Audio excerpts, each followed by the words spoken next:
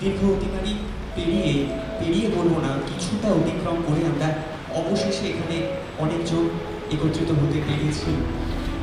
অনেক বাধা, প্রাকৃতিক দুর্যোগ সবকিছু সামলেও আজকে আমরা অনেকে এখানে উপস্থিত হয়েছি। তার কারণ আজকের প্রসঙ্গে অজিতেশ বন্দ্যোপাধ্যায় এমন এক মহিরুহকে আমরা স্মরণ করব। তার উচ্চতা, তার সীমা, তার পরিসরকে তো আমরা কখনোই ছুঁতে পারবো না, কিন্তু একটা ছোঁয়ার চেষ্টা মাত্র করব। আসলে ওই খোলা আকাশের সামনে দাঁড়ালে যেমন খোলা আকাশটাকে ছুঁতে না পারি, দু হাতটা একবার মেলবার ইচ্ছা হয়, সমুদ্রের সামনে দাঁড়ালে যেন সেই বিশালতাকে অনুভব করতে একটু ইচ্ছা হয়, সেই অনুভবের ইচ্ছাটুকু আমরা প্রকাশ করব।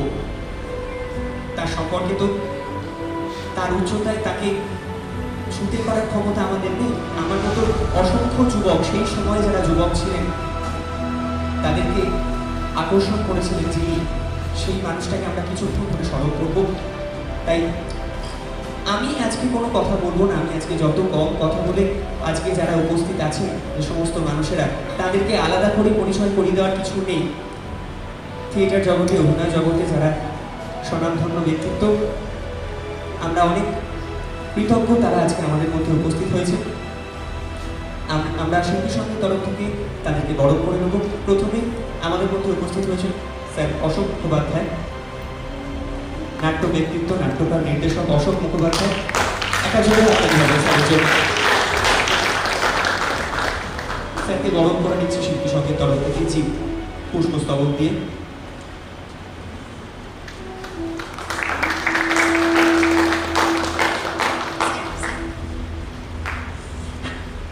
সামান্য উপহার সম্পদ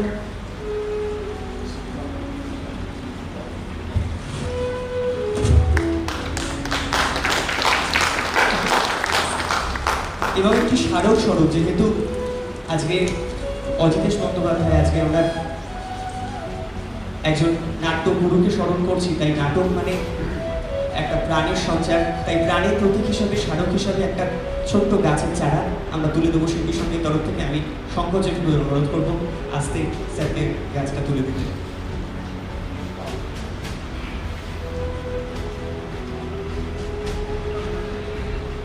আচ্ছা, একটু স্টেজে এখন কিছুক্ষণের জন্য আলোটা যদি একটু বাড়াবো।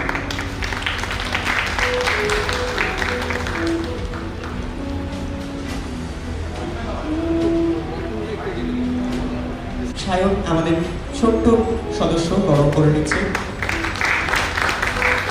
সানা মুখোপাধ্যায় গরম করে নিচ্ছে শিল্পী সঙ্গের তরফ থেকে স্বপ্ন জয় এবং সমর জেঠুকে অনুরোধ করবো আপনি একটু আসবেন গাছের চারাটি ওনার হাতে তুলে দেওয়ার জন্য। সমর জেঠু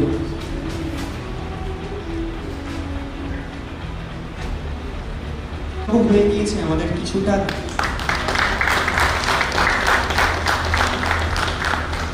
এরপর শতাধিক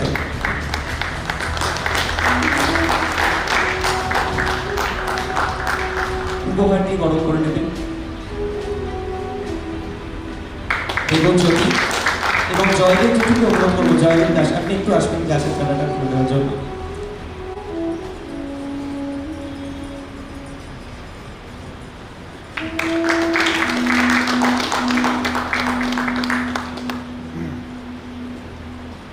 আমাদের মধ্যে উপস্থিত আছেন নাট্য সংগঠক, নির্দেশক প্রকাশ ভট্টাচার্য স্যার। স্যার অনেক ধন্যবাদ আজকে এখানে আসার জন্য। শিল্পী সঙ্গের তরফ থেকে অনেক ধন্যবাদ। একটা চলে থাকবেন স্যারের জন্য। আমরা ইতিমধ্যে অনেকটা বিলম্ব একটু হয়ে গিয়েছে, অনিচ্ছাকৃত বিলম্ব, আমরা প্রথমেই তার জন্য ক্ষমা প্রার্থী। তাই আমি আর কোনো কথা বলবো না, তার কারণ আজকে যে মহিরুহকে আমরা স্মরণ করব, সেই বিশাল উচ্চতার সেই মিনারের কাছে আমরা উইয়ের ঢিবিও নই। তাই আমরা কোনো কথা বলবো না, আমরা শুনবো অজিতেশ বন্দ্যোপাধ্যায়ের সম্পর্কে। আবারও সেই বিশালতার সামনে দাঁড়িয়ে কিছুটা ওই স্বপ্ন দেখবো দু হাতটা মেলার। তাই আজকে এই অনুষ্ঠান পরিচালনা করার জন্য স্যার আছেন সৌমিত্র বসু, আমাদের অভিভাবক। আমি ওনাকে অনুরোধ করব এই অনুষ্ঠানটা বাকিটা পরিচালনা করে নিয়ে যাওয়ার জন্য। আপনাদের আরও একবার অনেক ধন্যবাদ। আমরা মূল অনুষ্ঠানে শুরু করছি। আপনাদের সকলকে নমস্কার।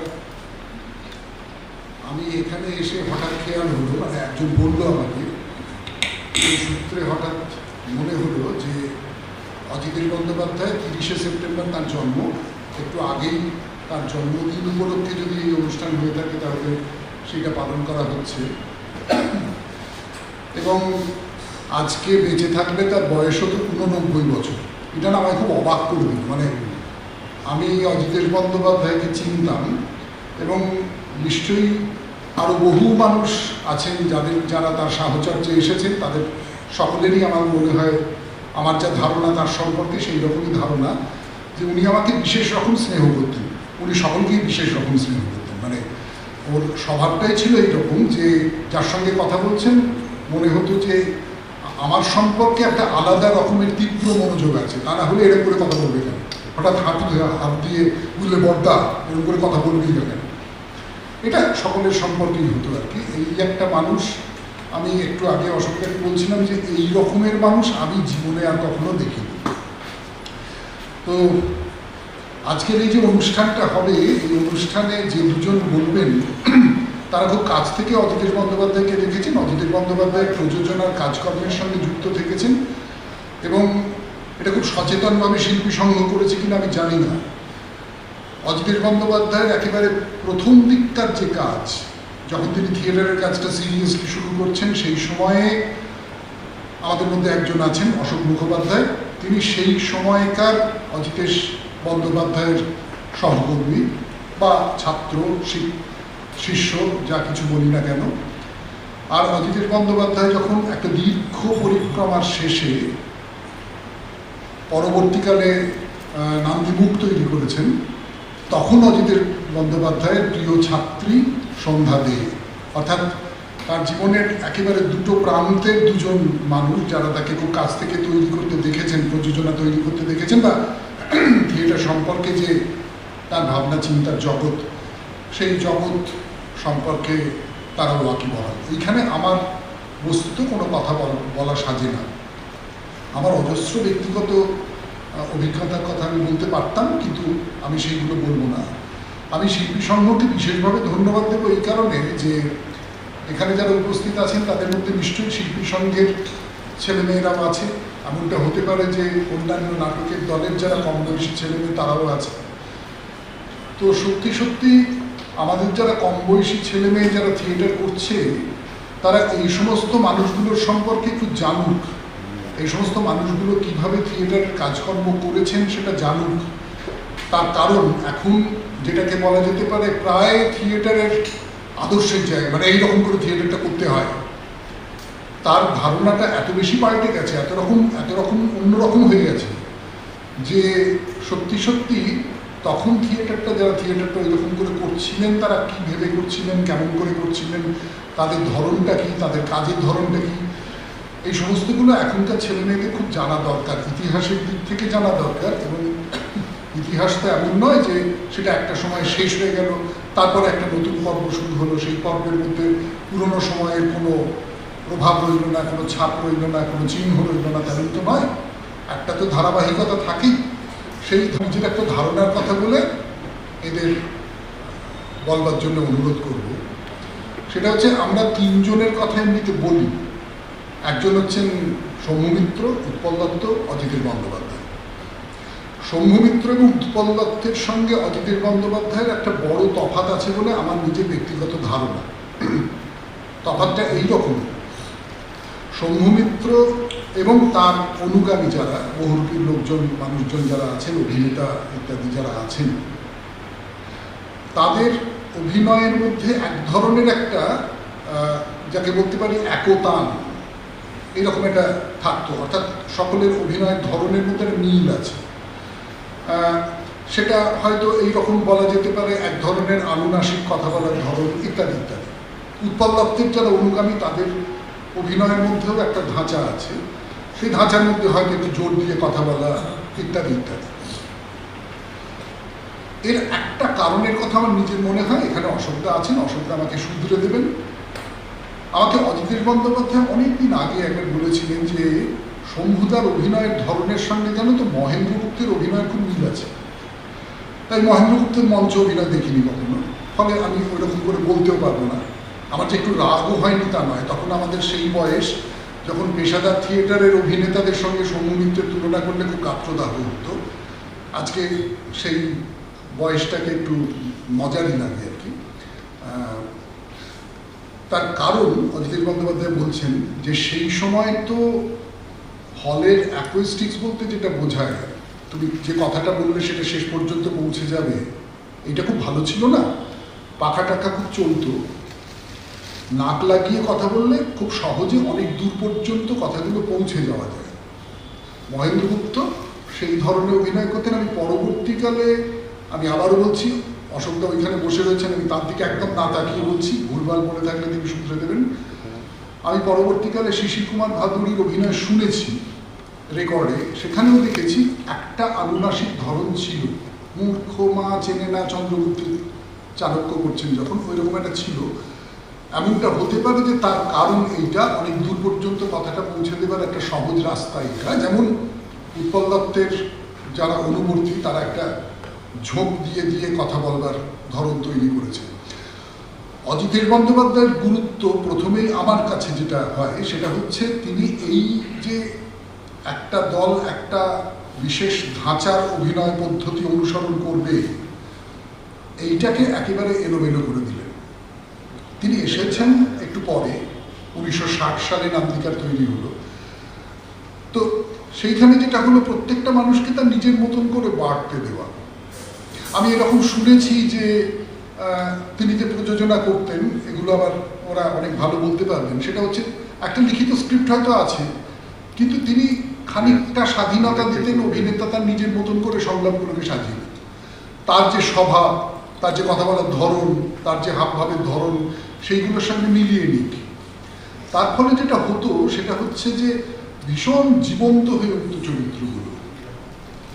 তো এই যে একটা, আমি বলবো যে শম্ভু মিত্র এবং উৎপল দত্তদের যে ঘরানা, সেটা দুটো আলাদা ঘরানা। অভিনয়ের যে ঘরানা সেটা দুটো আলাদা ঘরানা, প্রযোজনার দিক থেকেও আর এক রকমের ঘরানা অজিতেশ বন্দ্যোপাধ্যায়ের, যেটা বহুরূপীর সঙ্গে বা এনটিজিপিএলটির সঙ্গে মেলে না। এই যে আলাদা ধরনটা, এইটার প্রথম খুব গুরুত্বপূর্ণ কারিগর হচ্ছেন অজিতেশ বন্দ্যোপাধ্যায়। তো এইরকম একটা জায়গা থেকে আমার ব্যক্তিগতভাবে যেটা ইচ্ছে সেটা হচ্ছে অশোক মুখোপাধ্যায়, যিনি আমার নিজের ধারণা তার সিরিয়াস থিয়েটার চর্চার শুরু এই অজিতেশ বন্দ্যোপাধ্যায়ের কাছে। তিনি কেমন করে অজিতেশ বন্দ্যোপাধ্যায়কে পেয়েছেন, দেখেছেন, তার কাজকর্ম, তার কাজকর্মের পদ্ধতি। সন্ধ্যা, তারও নিশ্চয়ই সিরিয়াস থিয়েটার চর্চার একেবারে শুরু অজিতেশ বন্দ্যোপাধ্যায়, এবং তিনিও কেমন করে অজিতেশ বন্দ্যোপাধ্যায়কে দেখেছেন, শিখেছেন, তার কাছ থেকে পেয়েছেন। এই দুটো আলাদা পর্বে তারা কেমন করে দেখছেন অজিতেশ বন্দ্যোপাধ্যায়কে, সেইটা নিয়ে তারা নিজের নিজের এলাকায় বলবেন। আমরা শুরু করতে একটু দেরি করে ফেলেছি, তার হয়তো একটা কারণ যে সন্ধ্যা খুব একটা বিচ্ছিন্নভাবে আটকে গিয়েছিল নানান কারণে। সেগুলো নিয়ে কথা বলে আর লাভ নেই, পুরোটা তো আমাদের হাতে থাকে না সব সময় ঠিক সময় ঠিক জায়গায় পৌঁছানোর। তো আমি অনুরোধ করব বক্তাদের, তারা যদি আধ ঘন্টা সময় নেন, আধ ঘন্টার মধ্যে যদি তারা কথা শেষ করেন, আর সন্ধ্যাকে বলবো এই আধ ঘন্টার মধ্যে কথা শেষ করে তিনি যদি আমাদের অজিতেশ বন্দ্যোপাধ্যায়ের প্রযোজিত কোনো নাটকের একটা গান শোনান। আমার কথা এই পর্যন্ত। এইবারে আমি প্রথমে অশোক মুখোপাধ্যায়কে অনুরোধ করব অজিতেশ বন্দ্যোপাধ্যায় সম্পর্কে বলতে। আছেন যদি থাকেন তাহলে তারা আমার প্রণাম জানবেন। তাহলে জানতে হয় যে আমার বয়সটা কত। সে বলছি না, এত ভয়ঙ্কর রকম বেশি হয়ে গেছে যা বলা যায় না। তবে অজিতেশের বয়স নিয়ে যেটা সৌমিত্র বললেন, সেখানে একটা প্রশ্ন হচ্ছে, সন্ধ্যাও বলতে পারবে, ওনার জন্ম 1933-এ। 83-তে যখন উনি অক্টোবর মাসের 10-12 তারিখ না 14, অক্টোবরের 14 তারিখে মারা যান, 13 তারিখ শেষ রাত্রিরে সপ্তমীর দিন, তখন ওনার বয়স হয়েছে ঠিক 50 বছর এবং কয়েকটা দিন। মানে 83 সেপ্টেম্বরে 50 পূর্ণ করেছেন। এখন 81 পার করা বয়সে বুঝতে পারি যে 50টা কোনো বয়সই না, থিয়েটার শুরুও করা যায় অনায়াসে 50-এ। তো আর যদি উনি 20-25 বছর বয়স থেকেও শুরু করে থাকেন, তাহলেও 25 বছরের বেশি থিয়েটার করতে পারেননি। আর নান্দিকারের তৈরি থেকে ধরলে 1960 সাল থেকে ধরলে বা তার আগে গণনাট্য সংঘ ধরলেও ও ওই রকমই দাঁড়াবে। বছর 25-এর বেশি নাট্যভারতী সেবা করতে পারেননি এবং তার মৃত্যুটা আমার মনে হয় যে আমাদের বাংলা থিয়েটারের আধুনিক ইতিহাসে সবচেয়ে শোচনীয় একটা দুর্ঘটনা, তার এই আকস্মিক চলে যাওয়া, এবং এর কোনো ফাঁক পূরণ হয়নি, হবার কথাও ছিল না। তো সেখানে ভাগ্যিস সৌমিত্র বলে দিয়েছে যে 8 ঘন্টার মধ্যে কথা শেষ করতে হবে, নইলে অজিতেশ আমার এমন একটা সাঁকো, আমি একটু যাকে বলে অজিতেশা হত টাইপের লোক। চন্দ্রাহত বলে না, পাগলদের বলে লুনাটিক। লুনার হচ্ছে চন্দ্র, লুনা ল্যাটিন শব্দ। তো সল যেমন সূর্য, তো সে আমি যে অজিতের দ্বারা আক্রান্ত, এবং সেইটা আমার যখন 20 বছর বয়সে এবং অজিতের 27, তখন ঘটনাটা ঘটেছিল।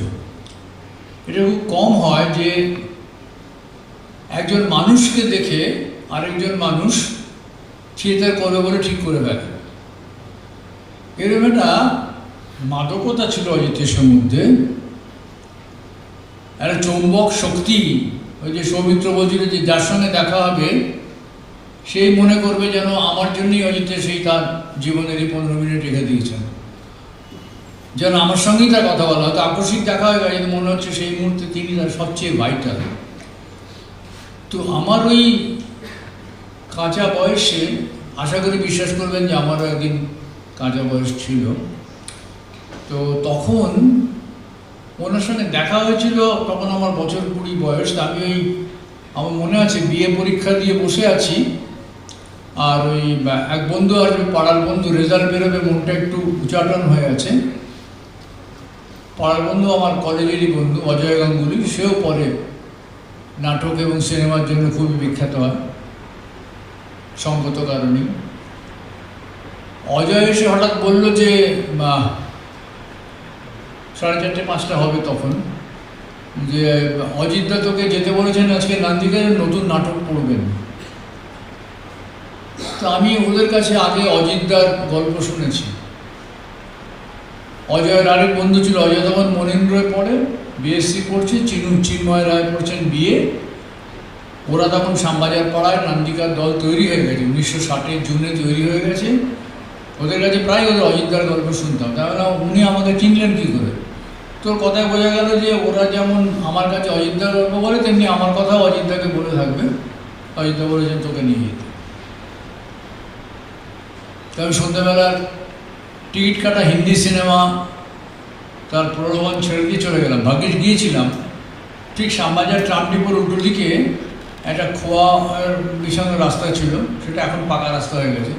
সেই রাস্তাটা যেখানে গিয়ে ধাক্কা খাচ্ছি, আমি অজয়ের সঙ্গে গেলাম। সেখানে দোতলা বাড়ি, তার দোতলার ঘরে মথুরাবাবু ছিলেন আমাদের প্রথম প্রেসিডেন্ট নান্দিকার। মথুরাবাবুর ঘর ওটা, মথুরা মোহন। তো উনি বড় চাকুরে ছিলেন ভারত সরকার। সেইখানে দেখলাম মাটির ওপরে লাল খোলা মেঝের ওপরে 15 লোকজন বসে আছেন, 2 মহিলাও আছেন। অজিতেশের স্ত্রী ছিলেন, তার সঙ্গে পরে আলাপ হলো, লিলি ছিলেন। আর একজন লোক সোজা হয়ে রেডি হয়ে বসে, আর জলচৌকির ওপরে নাটক রেখে সোজা হয়ে বসে মেঝের ওপর বসে নাটক পাঠ করলেন। পরে জানলাম যে উনি, মানে আগেই বুঝতে পেরেছেন যে উনি ছিলেন যে অজিতদা বা অজিতেশ বন্দ্যোপাধ্যায়। তখনও অজিতেশ বন্দ্যোপাধ্যায় হননি, নাম ছিল অজিত বন্দ্যোপাধ্যায়, পারিবারিক নাম অজিত বন্দ্যোপাধ্যায়। পরের ভাই মোহিত বন্দ্যোপাধ্যায়, তারপরে রণিত বন্দ্যোপাধ্যায়, তারপরে সুমিত বন্দ্যোপাধ্যায়। এরা কারোর নামের পাশে এস নেই, অজিতের পাশে কেবল অজিতেশ। তার একটা গল্প আছে, সেটা পরে বলছি। নিজের নাম দিয়েছিল।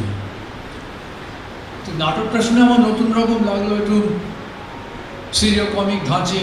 একটা বলা হচ্ছে একটা ব্রিজ তৈরি হয়েছে, সেটা দেখার জন্য একজন এক্সিকিউটিভ ইঞ্জিনিয়ার লেভেলের লোক আসবেন।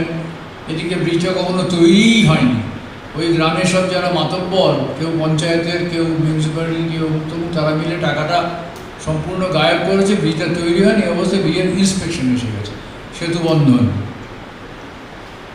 আমার শুনে ভালোই লাগলো। কিন্তু তার থেকে বেশি ভালো লাগলো যে একটি নাটক পড়লেন তাকে। তা একদম তরুণ বয়স, রোগা ছিপছিপে চেহারা, পরবর্তীকালে যে ভারী চেহারা আপনারা দেখেন সেরকম নয়, কিন্তু ওইরকমই অবিস্মরণীয় দুটি বড় বড় চোখ, তাকালে মনে হয় আপনার ভেতর ভেতর দেখে নিচ্ছে, গমগমে গলা, হো হো হাসি, এক মাথা কোঁকড়া চুল, যা বলছেন মনে হচ্ছে নতুন শুনছে। আর তখন আমার মনে আছে আমি কলেজ জীবনে দুটো উপন্যাস পরপর পড়েছিলাম, একটা সমরেশ বসুর গঙ্গা, তখনও সিনেমা হয়নি, আর একটা তারাশঙ্করের সপ্তপদী, তখনও সিনেমা হয়নি। নিরঞ্জন রায় কিংবা উত্তম কুমার নামক কোনো লোক সেই চরিত্রগুলোর উপরে দাগ বসেনি, আমাদের একদম বই থেকে পড়া দুটো ক্যারেক্টার। পুরুষ বলতে কি বোঝায়, পুরুষ বলতে খালি একজন মরাদের কথা বলছি না, পুরুষ বলতে আকাড়া যৌবনের প্রতিনিধি একটা মানুষ হলে সে কীরকম করে সব বেড়াগুলোকে ভেঙে ফেলতে চায়। বন্ধুরা যেন সেরকম একজন লোক এসে আমাদের কলকাতা শহরে হাজির হয়েছে, যারা গ্রাম থেকে এসেছেনি আমাদের মতো শহুরে মধ্যবিত্ত মিনমিনে ভীতু নিয়ম মানা লোকগুলোকে চ্যালেঞ্জ করতে, যে একটা অনেক বড় জায়গা আছে যেখানে তুমি তোমার জীবনের ছোটো ছোটো সীমাগুলো ভেঙে চলে আসতে পারো, আসবে আমার সঙ্গে। আমার মনে হলো যে এইরকম একটা লোক যদি থিয়েটার করে, থিয়েটারটা করে করার মতো কাজ। আমি নান্দিঘাটে ঢুকে পড়লাম। যারা নিয়ে গিয়েছিল অজয় বা চিনু, তারা কেউ এখন নেই, আমি এখনও আছি ওদের কথা বলার জন্য, অজিতদা হয়তো নেই বটে। তো এই সেতু বন্ধনের একটা ইন্টারেস্টিং গল্প, যেটা অজিতের চরিত্রের কোনো দিক নির্দেশ করে না, কিন্তু একটা ইন্টারেস্টিং গল্প মনে পড়ে গেল।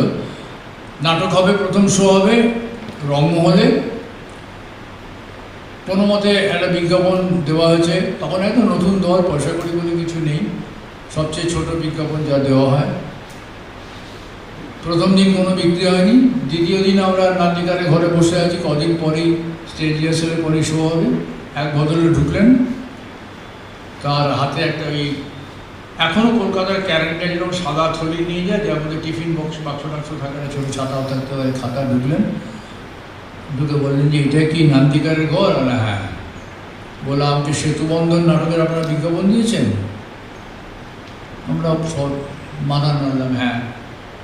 তখন মহেশদা ছিলেন, মহেশ সিংহ আমাদের কর্তা ব্যক্তি, অসিত বন্দ্যোপাধ্যায়। বললেন আমাকে 3টে 5 টাকার টিকিট দেবে, তখনকার দিনে সবচেয়ে বেশি দামের টিকিট, 5 টাকা, 3 টাকা, 2 টাকা, 1 টাকার টিকিট। এখন তো 5 টাকা একাডেমিতে এক কাপ চাও পাওয়া যায় না, যাই হোক। তো সেই টিকিট 3টে টিকিট দিতে হবে, নিলেন, 15টি টাকা দিলেন।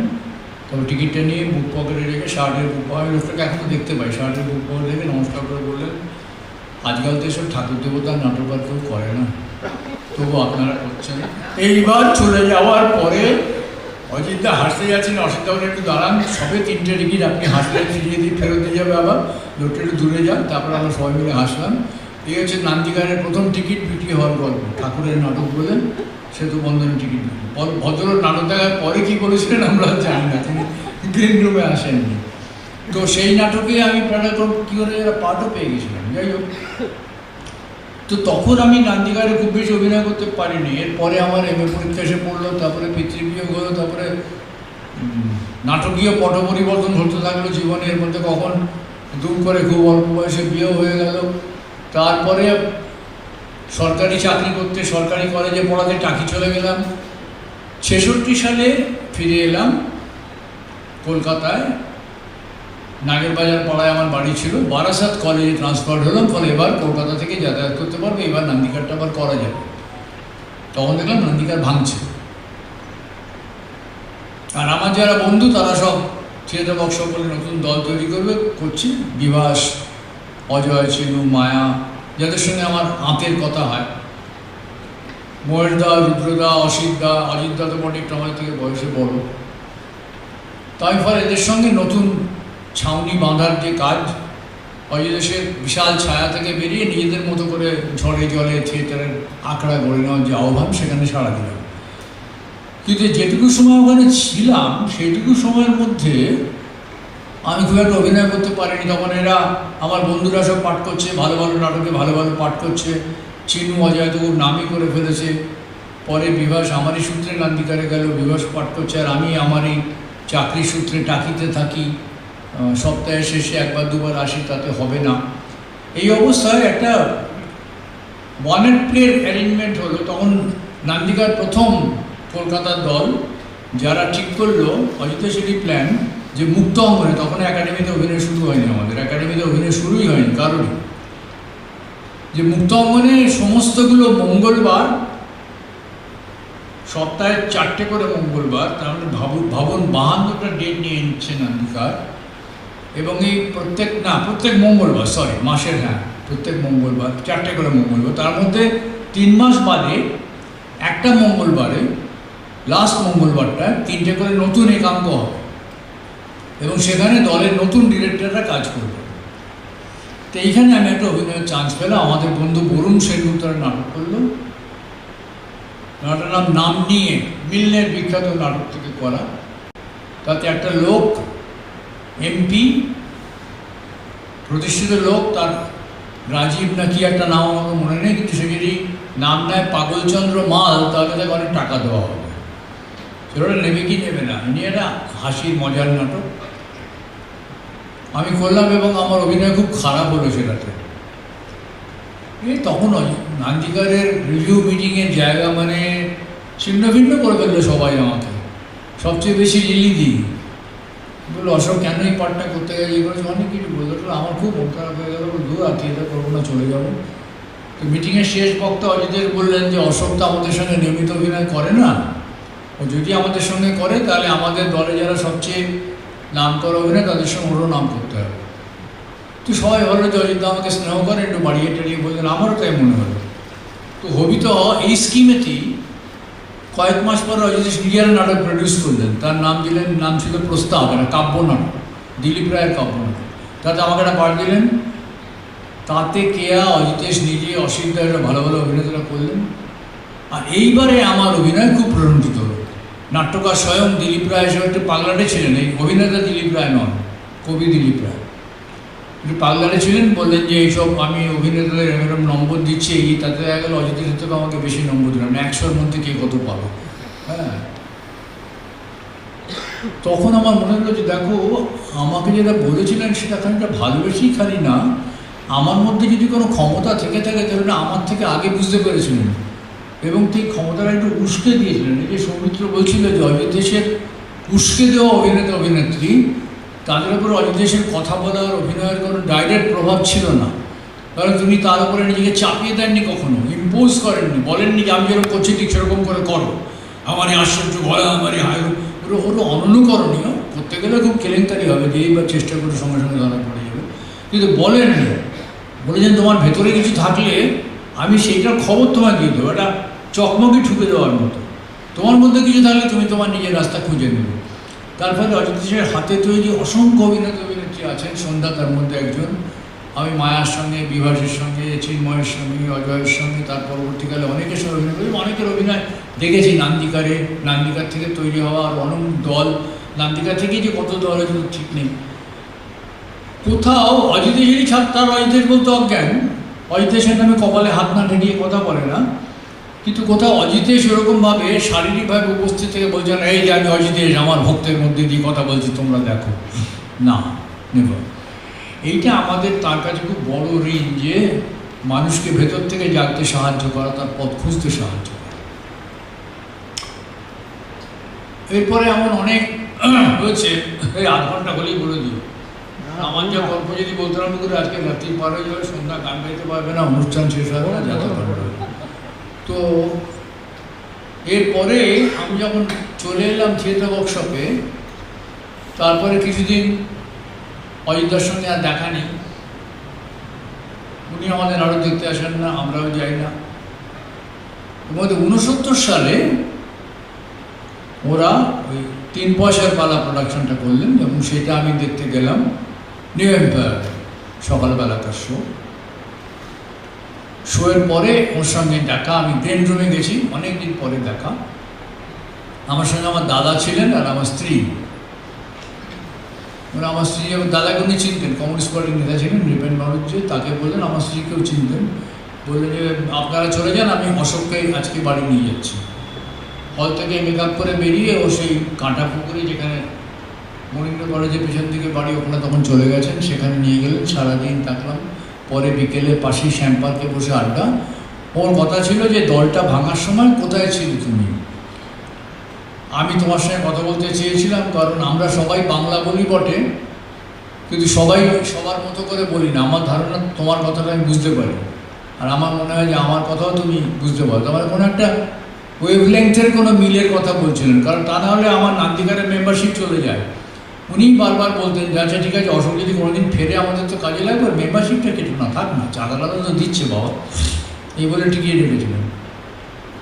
তো তখন ওর সঙ্গে যে কথা হলো, তার মূল কথাটা ছিল যে থিয়েটারের থেকে বড় সত্য আর কিছু নেই। তোমরা যদি আমার নামে কোনো কলঙ্ক লেপন করে, বস্তুত ইনফ্যাক্ট অজিতেশের নামে থিয়েটার অশোকের পক্ষ থেকে কিছু বলা হয়নি, তোমরা যদি আমাকে খারাপ বলে প্রমাণ করার জন্য দল করে থাকো, তাহলে তোমাদের দল তো টিকবে না। তোমরা যদি আলাদা করে থিয়েটার করার চেষ্টা করো, তাহলেই কেবলমাত্র তোমাদের দল টিকবে এবং তোমাদের কাজ লোকে দেখবে। আর যখন সেরকম কাজ করবে আমি খবরই পাবো এবং তোমাদের নাটক দেখতে হবে। আশ্চর্যের ব্যাপার যে এরপরে সত্যি সত্যি 71-72-এ আমরা পরপর রাজরক্ত এবং চাকভাঙা মধু করে থিয়েটারের জগতে একটু তাকে বলে প্রতিষ্ঠা পেলাম। আমাদের লোক একটু চিনল টিনল, বিভাস দুর্দান্ত ডিরেক্টর হিসেবে অ্যারাইভ করলেন, মায়ার অভিনয়, আমরা একটুখানি থিয়েটারে একটু পাসপোর্ট পেয়েছি বলে মনে হতে থাকলো। আমাদের অভিনয়টা দেখে লোকে জিজ্ঞেস করতে লাগলো কেমন আছেন, পরের নাটক শো কবে। তখন অজিতেশ পরপর 2 দিন একাডেমিতে আমাদের নাটক দেখতে চলবে। রাজরক্ত দেখলেন, চাকভাঙাও দেখলেন, দেখে সে খুব হই হই করলেন এবং আমাকে, বিভাসকে, মায়াকে নিয়ে একাডেমির গেট পর্যন্ত আড্ডা মারতে মারতে গেলেন। তখন মনে হয় অজিতেশ কেমন লোক বলছে, আমরা কথা বলতে বলতে বেরোচ্ছি, উনি বলছেন মূলত যে দেখলে চাকভাঙা তো নাটক খুব ভালো, দারুণ নাটক, দারুণ লিখেছেন, তোমরা করেছো খুব ভালো, কিন্তু আমি সবাইটা দেখে অবাক হয়ে যাচ্ছিলাম যে কীরকম নাটক, দেখো কোথা থেকে কোথায় চলে যাচ্ছে, চাকভাঙা মতো আমি ধরতে পারছি।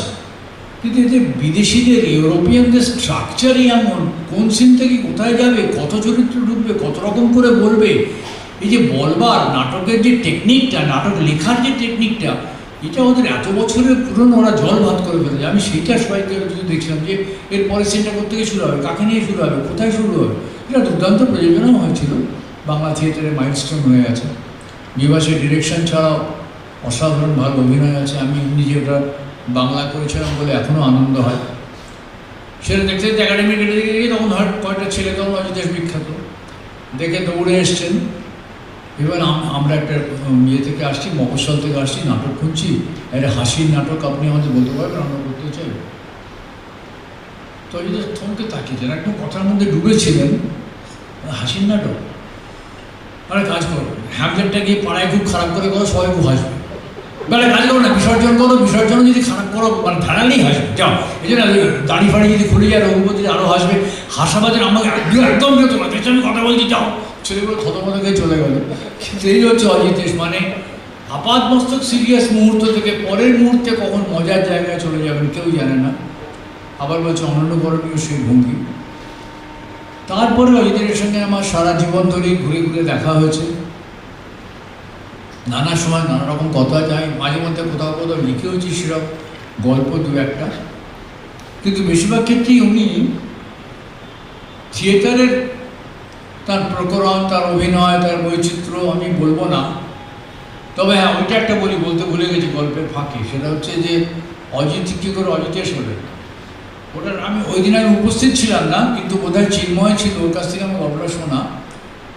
নান্দিকারেরই কোনো রিহার্সালের পরে উনি স্টারের সামনে দিয়ে হেঁটে যাচ্ছিল, তখন স্টারে অজিত বন্দ্যোপাধ্যায় অভিনয় করছে। তখন উনি সাধারণ রঙ্গালয়ের নাম করা অভিনেতা। অজিত বন্দ্যোপাধ্যায়কে এখানে ছোটরা যারা তারা দেখেছেন, পরবর্তীকালে ওই গুপি বাঘা ফিরে এলো ছবিতে, যে তান্ত্রিক, সেই ভদ্রলোক, খুব সোজা লম্বা চেহারা, শাখা প্রশাখাতেও অভিনয় করেছিলেন সত্যি রায়ের কাছে।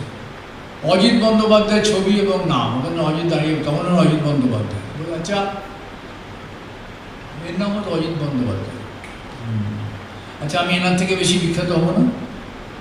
তো আশেপাশে সব ভক্তরা বললে হ্যাঁ তা মনে হয় হবে, তাহলে আমি নামটা কাল থেকে পাঠিয়ে ফেলবো, আমি অজিতেশ বন্দ্যোপাধ্যায় হয়ে যাবো, ওনার নামে তো রাখা যাবে না, দুজনই অজিত বন্দ্যোপাধ্যায়ের ঝামেলা বলে পরের দিন থেকে নিজের নাম অজিতেশ বন্দ্যোপাধ্যায় এবং করেছিলেন বলে আমাদের সুবিধা হয়েছে, নাহলে বারবারই সিনিয়র অজিত বন্দ্যোপাধ্যায়, সেই বুঝতে পারছো তো, সেই যে শুনছে উনি কিন্তু না, আমি কিন্তু বলছি অজিত বন্দ্যোপাধ্যায় নাম, এরকম করে আর বলতে হতো না, অজিতেশ হয়ে গেলেন। এবং তারপরে সেই নকল যে কত হয়েছে, এখন তো অমিতেশ, অপূর্বেশ, অশোকেশ, মানে যে কোনো নামের সঙ্গে ইস লাগিয়ে অনেক স্টাইলও হয়ে গেছিলো অজিতেশের প্রভাব।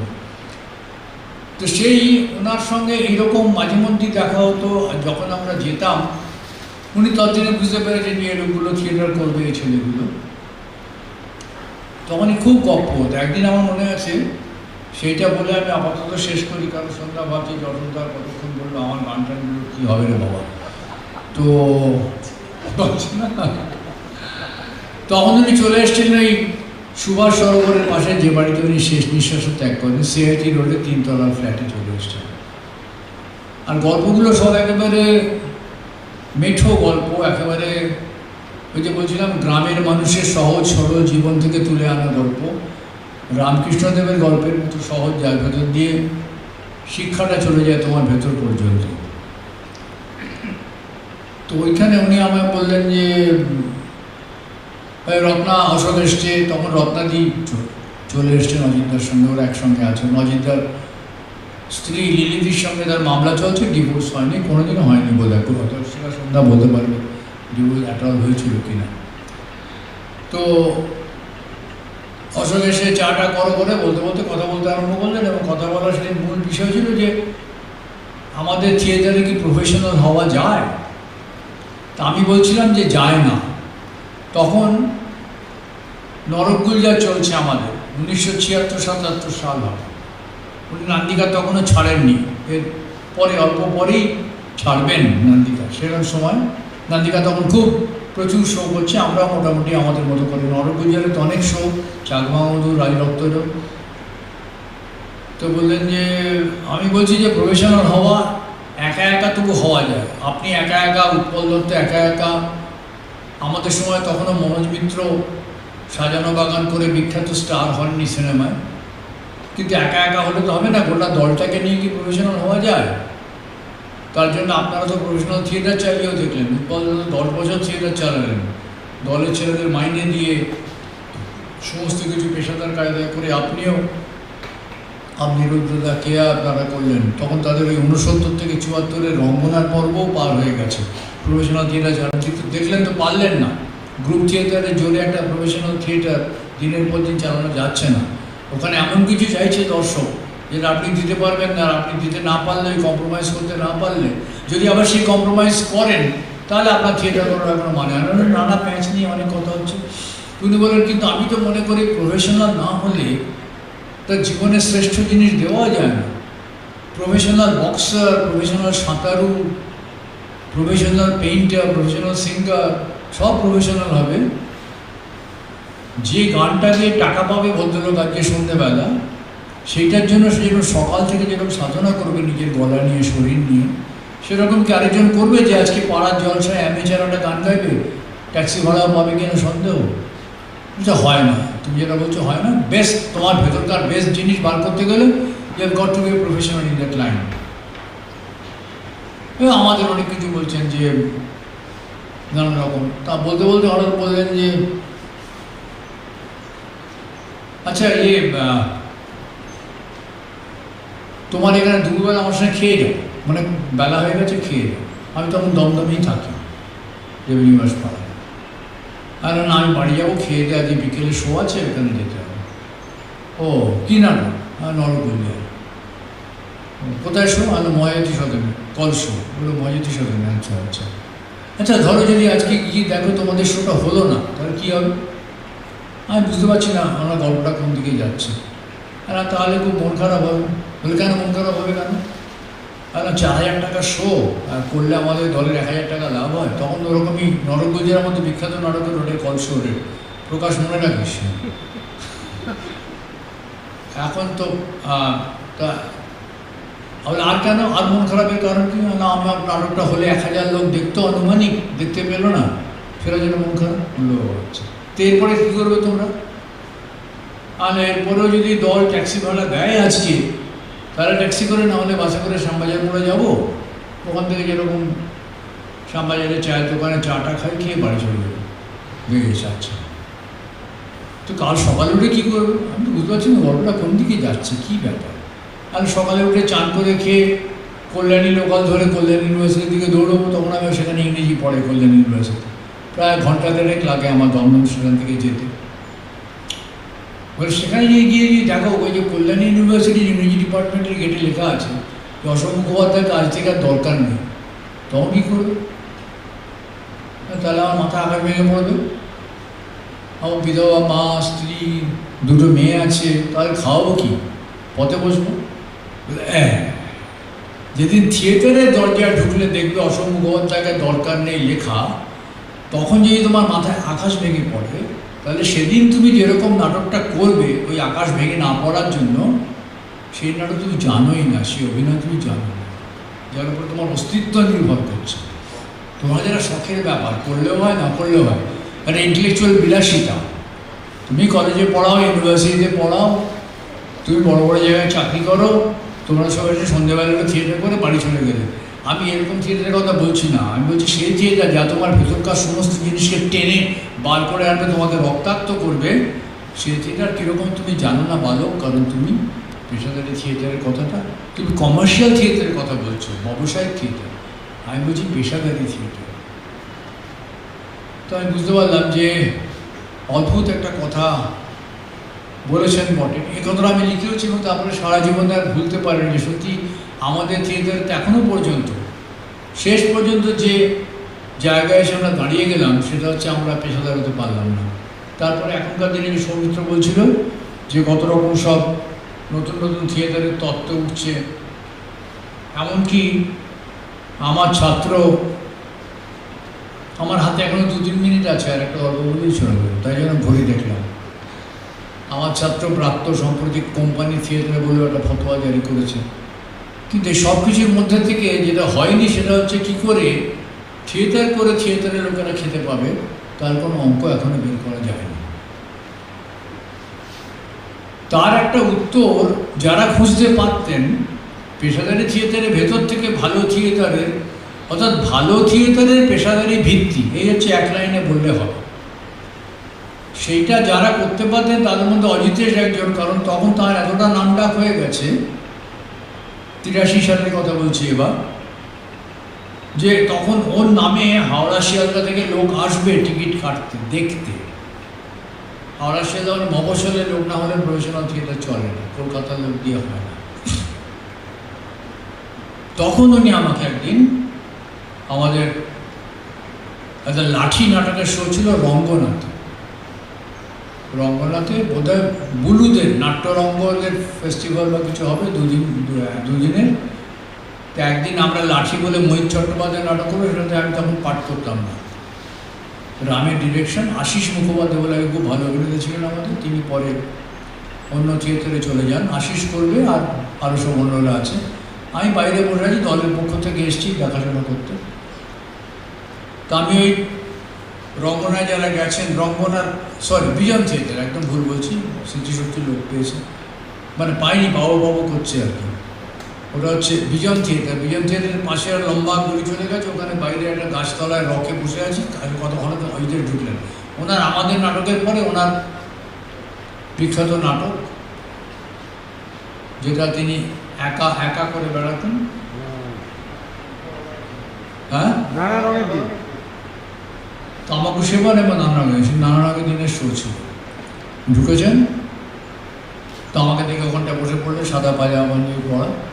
একটা দারুণ ব্যাপার ঘটেছে তখন, সেটা বোধহয় এই মহালয়া টহালয়া নাগাদ হবে, যে কদিন পরে আমি প্রফেশনাল থিয়েটারে চলে যাচ্ছি। আমি এই ডাক পেয়েছি পাশে নতুন থিয়েটার অমর ঘোষ তৈরি করেছে, সরকারি নাম। ওইখান থেকে আমাকে প্রোডাকশনের কথা বলেছে, একমাত্র শর্ত প্রডিউসারে যে আশুতোষ মুখোপাধ্যায়ের গল্প করতে হবে। আমি তাই মেনে নিয়েছি।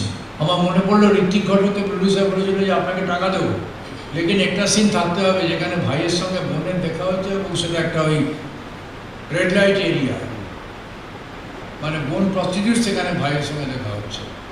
সেটা ছিল ছবিতে।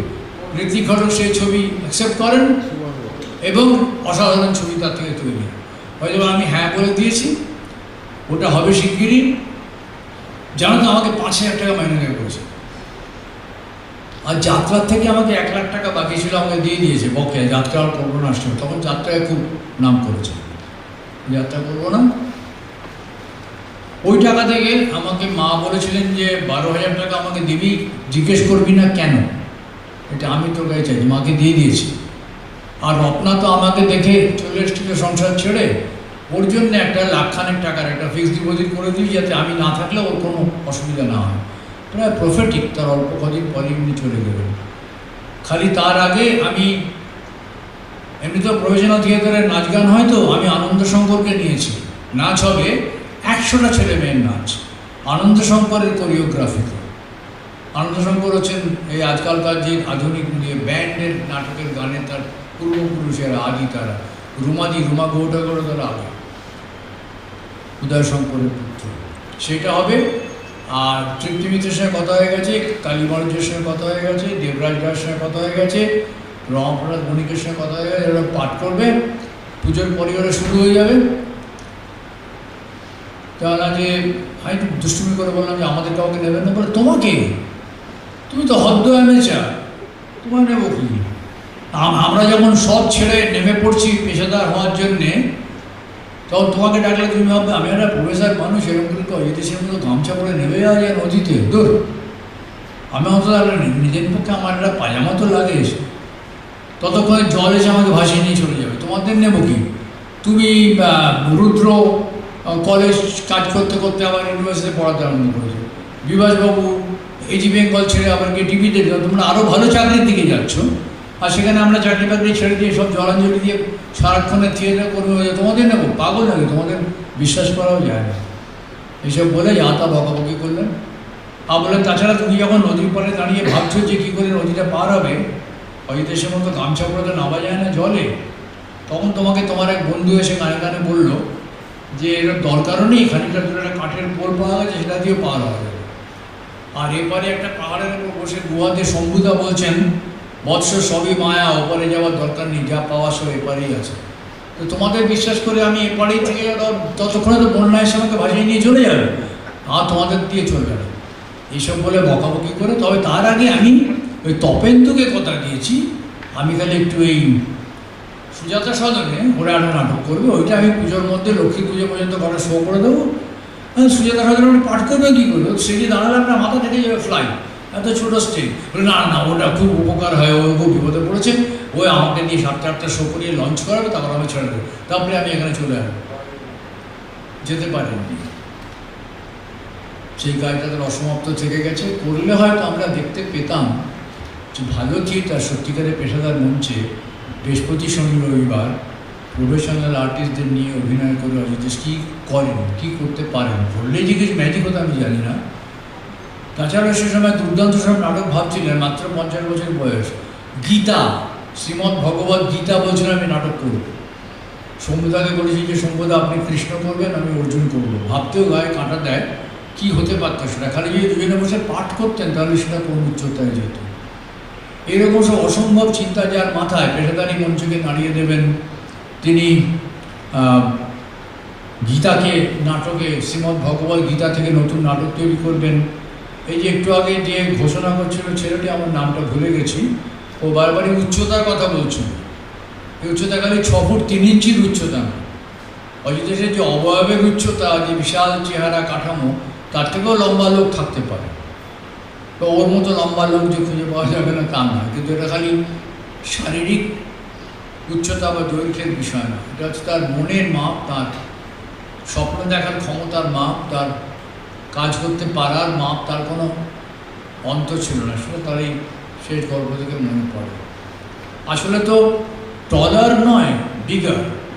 এই শেষটা বলে ছেড়ে দিয়ে আমার প্রায় স্বপনগুলোর মতো এখন অবস্থা। একটা গল্প বলতে গেলে একটা গল্প মনে পড়ে, শুটিং হচ্ছিল, হ্যাঁ প্রকাশ ঘড়ি দেখছিস, ঠিকই করেছিস। তো সেখানে শুটিং হচ্ছে, অ্যালফ্রেড হিচকক বিশ্ববিখ্যাত ডিরেক্টর, তিনি একটি বেটিখাটো লোক, আর তার সঙ্গে পাঠ করছেন জিমি স্টুয়ার্ট, বিরাট লম্বা, তার বিখ্যাত হিরো, গ্রেগরি পেকটেকের মতো। তো একটা তাকের থেকে কি একটা বই শুটিংয়ের অবসরে হিচকক খুঁজছেন, হাতে পাবেন না বলে ভাবছেন। তখন জিমি স্টুয়ার্ট দাঁড়িয়ে বলল, well Al, I am getting it for you. বলে বইটা তিনি বিশাল লম্বা 6 ফুট 3 ইঞ্চি অনায়াসে বললেন, আমি হিচকককে দিলেন, দিয়ে বললেন after all I am a bigger man. Hitchcock বইটা হাতে নিয়ে মুচকি এসে বলেছিল, ডোন্ট সে বিগার, সে টলার। তুমি আমার থেকে লম্বা, আমার থেকে বড় নও। বলে অজিতেশের বড়টাও লম্বার বড় না, আসল বড় যার কোনো মাপ হয় না। এখানে অন্তত শেষ করি, তা নাহলে খুব কেলেঙ্কারি কাণ্ড হয়ে যাবে। ক্ষমা করবেন, সবাই মাফ করবেন। আমি গল্প ছাড়া আজকে আর কিছুই বলতে পারলাম না।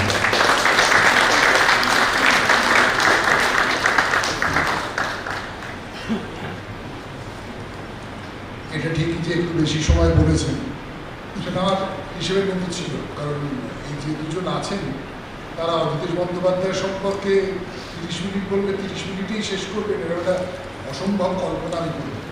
মানে এটা খুব ছোট কল্পনাতেই করা যায়, অজিতের মতো বড় কল্পনা করতে হবে। কিন্তু আমি সার্কারিনার ব্যাপারটা জানতাম না। আমি এটা জানতাম, আমি যখন আমার গ্রামের বাড়িতে 10 ঘরায় সেখানে একটা যাত্রা দেখছি, তার মধ্যে খবর এলো যে আরে ওই লোকটা হেভি ডিবেট করতো, মারা গেছিস তো, অজিতেশ বন্দ্যোপাধ্যায়। আমার পরিষ্কার মনে আছে, আমি যাত্রা আসর থেকে আস্তে আস্তে বেরিয়ে এলাম, বেরিয়ে এসে বাইরে একটা পুকুর ছিল, সেই পুকুরের পাড়ে বসে খুব হাউ হাউ করে কান্না করল। তো সত্যি সত্যি কি না হতে পারতো, মানে একেবারে হাতে মুঠোর মধ্যে এসে গিয়ে সেই সম্ভাবনাটা চলে গেল, এটা অসুবিধার কথা থেকে জানতে পারলাম, খুব আফসোস হয়েছে। এবারে সন্ধ্যা অজিতদার একেবারে শেষ সময়কার মানে পরিণত পর্বের যে কাজ, সেই কাজের সঙ্গে যুক্ত থেকেছে। সন্ধ্যা তার অভিজ্ঞতার কথা বলবে, সন্ধ্যার পক্ষেও নিজেকে সামলানো খুব মুশকিল আমি জানি, তবু আমি খুব নির্দয়ের মতো তাকে একটু সতর্ক করে দিচ্ছি যদি 8 ঘন্টার মধ্যে শেষ করতে পারে, এবং সেই 8 ঘন্টার মধ্যে অজিতেশ বন্দ্যোপাধ্যায় প্রযোজিত কোনো নাটকের একটা গান অন্তত আমরা শুনতে চাইব। আমি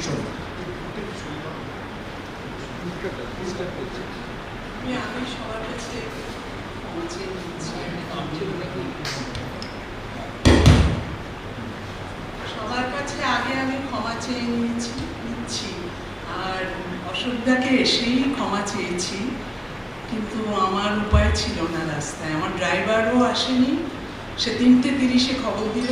তারপরে আমি এমন বিপদে পড়লাম, এদের এখানে জানালাম ফোন করে যে আমাকে একটা ওলা উবের কিছু করে দাও, সেইটাও ঠিক মতো পৌঁছলো না। তারপরে রাজনীতি তো এখন একেবারে জমিয়ে জাঁকিয়ে বসেছে সারা দেশে, মিছিল হচ্ছে, মিটিং হচ্ছে, আর আটকে গেলাম। ভবানীপুরে আজকে বিরাট মিটিং, শুধু এ প্রান্ত থেকে ও প্রান্ত পুলিশ রয়েছে, খুব আটকে গেছি। তো হ্যাঁ, তারপরে এলাম, মুখ্যমন্ত্রী মিটিং করছেন, তো যাই হোক আটকে গেলাম। দেরি হয়েছে আমার জন্যে, অনুষ্ঠানটা দেরিতে হলো, তাই 8 ঘন্টা সময় বেঁধে দিয়েছে। বলার তো শেষ নেই, অসুবিধা ঘন্টার পর ঘন্টা বলে যেতে পারেন, ভালো বক্তা তিনি। আর আমারও বলার শেষ নেই, কারণ আমি শেষ দিকটা এমনভাবে দেখেছি। আমি তো কলকাতার মেয়ে নই, আমি এসেছিলাম মফস্বল থেকে, যদিও এখন কলকাতার গাঁই হাবড়া, অশোকনগর, কিন্তু তখন সন্ধে 5টা, বিকেলে 4টে-5টার পরে ট্রেনে মেয়েরা যাতায়াত করতে পারতো না। আমি সেই বছর HS দিয়েছি, 1976 সাল 10 মার্চ আমি রাঙ্গিকারে প্রবেশ করি। একটা কথা না বলে পারছি না, 31 মার্চ একটা নাটক নামে সবাই যাব কুলপাড়। আমি তখন ওই বয়সে, আমার 18 বছর কয়েক মাস বয়স, ওই বয়সে একটা বুড়ির, 80 বছরের বুড়ির পাঠ আমাকে দিয়েছিল, কারণ একটা গান ছিল। তো সেই নাটকের রিহার্সাল যেখানে হতো, আমি তখন চিনি না শ্যামবাজার, বাগবাজার, ধর্মতলার স্প্ল্যানেড যে এক, সেটাও আমি জানি না। তো যাই হোক, সেই গেছি বাগবাজারের একটি বাড়িতে। তখন অজিতেশ বন্দ্যোপাধ্যায় বললেন, কোথায় এসেছো জানো? হাঁ করে তাকিয়ে আছি। বললেন, এটা মহেন্দ্রগুপ্তর বাড়ি, চলো আগে তাকে প্রণাম করে আসি। ওপরে উঠলাম, মহেন্দ্রগুপ্ত ওই যে আগের আরামকে দাঁড়া ছিল কাঠের শুয়ে এরকম করে আছেন। আমরা গিয়ে সবাই পায়ে প্রণাম করলাম। আর অজিতদা, মানে অজিতেশ, পরবর্তীকালে আমরা অজিতদা বলতাম, অজিতদার একটা স্বভাব ছিল এইসব বড় মাপের মানুষদের, শম্ভু মিত্রকেও দেখেছি প্রণাম করতে, উৎপল দত্তকে দেখেছি, মহেন্দ্রগুপ্তকে, উনি না ওই 6 ফুট 4 ইঞ্চি মানুষটা সাষ্টাঙ্গে প্রণাম করতেন, মানে শুয়ে, উবু হয়ে শুয়ে পা ধরে। সে একটা দেখার মতো জিনিস। যাই হোক, আমরা প্রণাম করলাম। তারপরে আমাদের মহেন্দ্রগুপ্তর বাড়িতে জিলিপি আর সিঙ্গারা খাওয়ানো হলো। তারপরে আমরা রিহার্সাল করলাম। তখন আমি মহেন্দ্রগুপ্ত কোন মাপের মানুষ সেটা আমি জানি না। আসলে অজিতেশ বন্দ্যোপাধ্যায়কে আমি রেডিও নাটক শুনে, সিনেমা তখন অত বাড়িতে দেখতে দেয়নি, রেডিও নাটক শুনেই তার নাটকের প্রতি আমার ভীষণ একটা আগ্রহ জন্মে যায় যে আমি কলকাতায় এসে থিয়েটার করব। যাই হোক, কলকাতায় এলাম। কলকাতা থেকে আর যাই, আর ফিরি, একাই আছি কলকাতায় এখন মধ্যে ওই মানুষটার জন্য। আর ওই মানুষটা আমাকে খুব কষ্ট দিয়ে গেল। ওই মানুষটার জন্য আমি অনেক থিয়েটার, ভালো ভালো থিয়েটার করতে পারলাম না, যেটা উনি ভেবেছিলেন। মাইকটা কি গন্ডগোল করছে একটু? পঞ্চমীর দিন সকালবেলা আমাকে বললেন 12 ঘন্টা করে রিহার্সাল দিতে হবে, ককেশিয়ান চক সার্কেল করবে। 1983 পঞ্চমীর সকালবেলা আমাকে গান তুলে দিলেন, ককেশিয়ান চক সার্কেলের একটা গান। সেই গানটার কথা আমি মনে করছি। ওনারই কথা, ওনারই সুর। আমি সাধারণত আজকে কেন বেশি বলতে চাই অজিতেশ বন্দ্যোপাধ্যায়ের গান নিয়ে, কারণ উনি যে কত বড় সঙ্গীতজ্ঞ ছিলেন সেই পরিমাপটা কিন্তু থিয়েটারে একটু কম হয়েছে।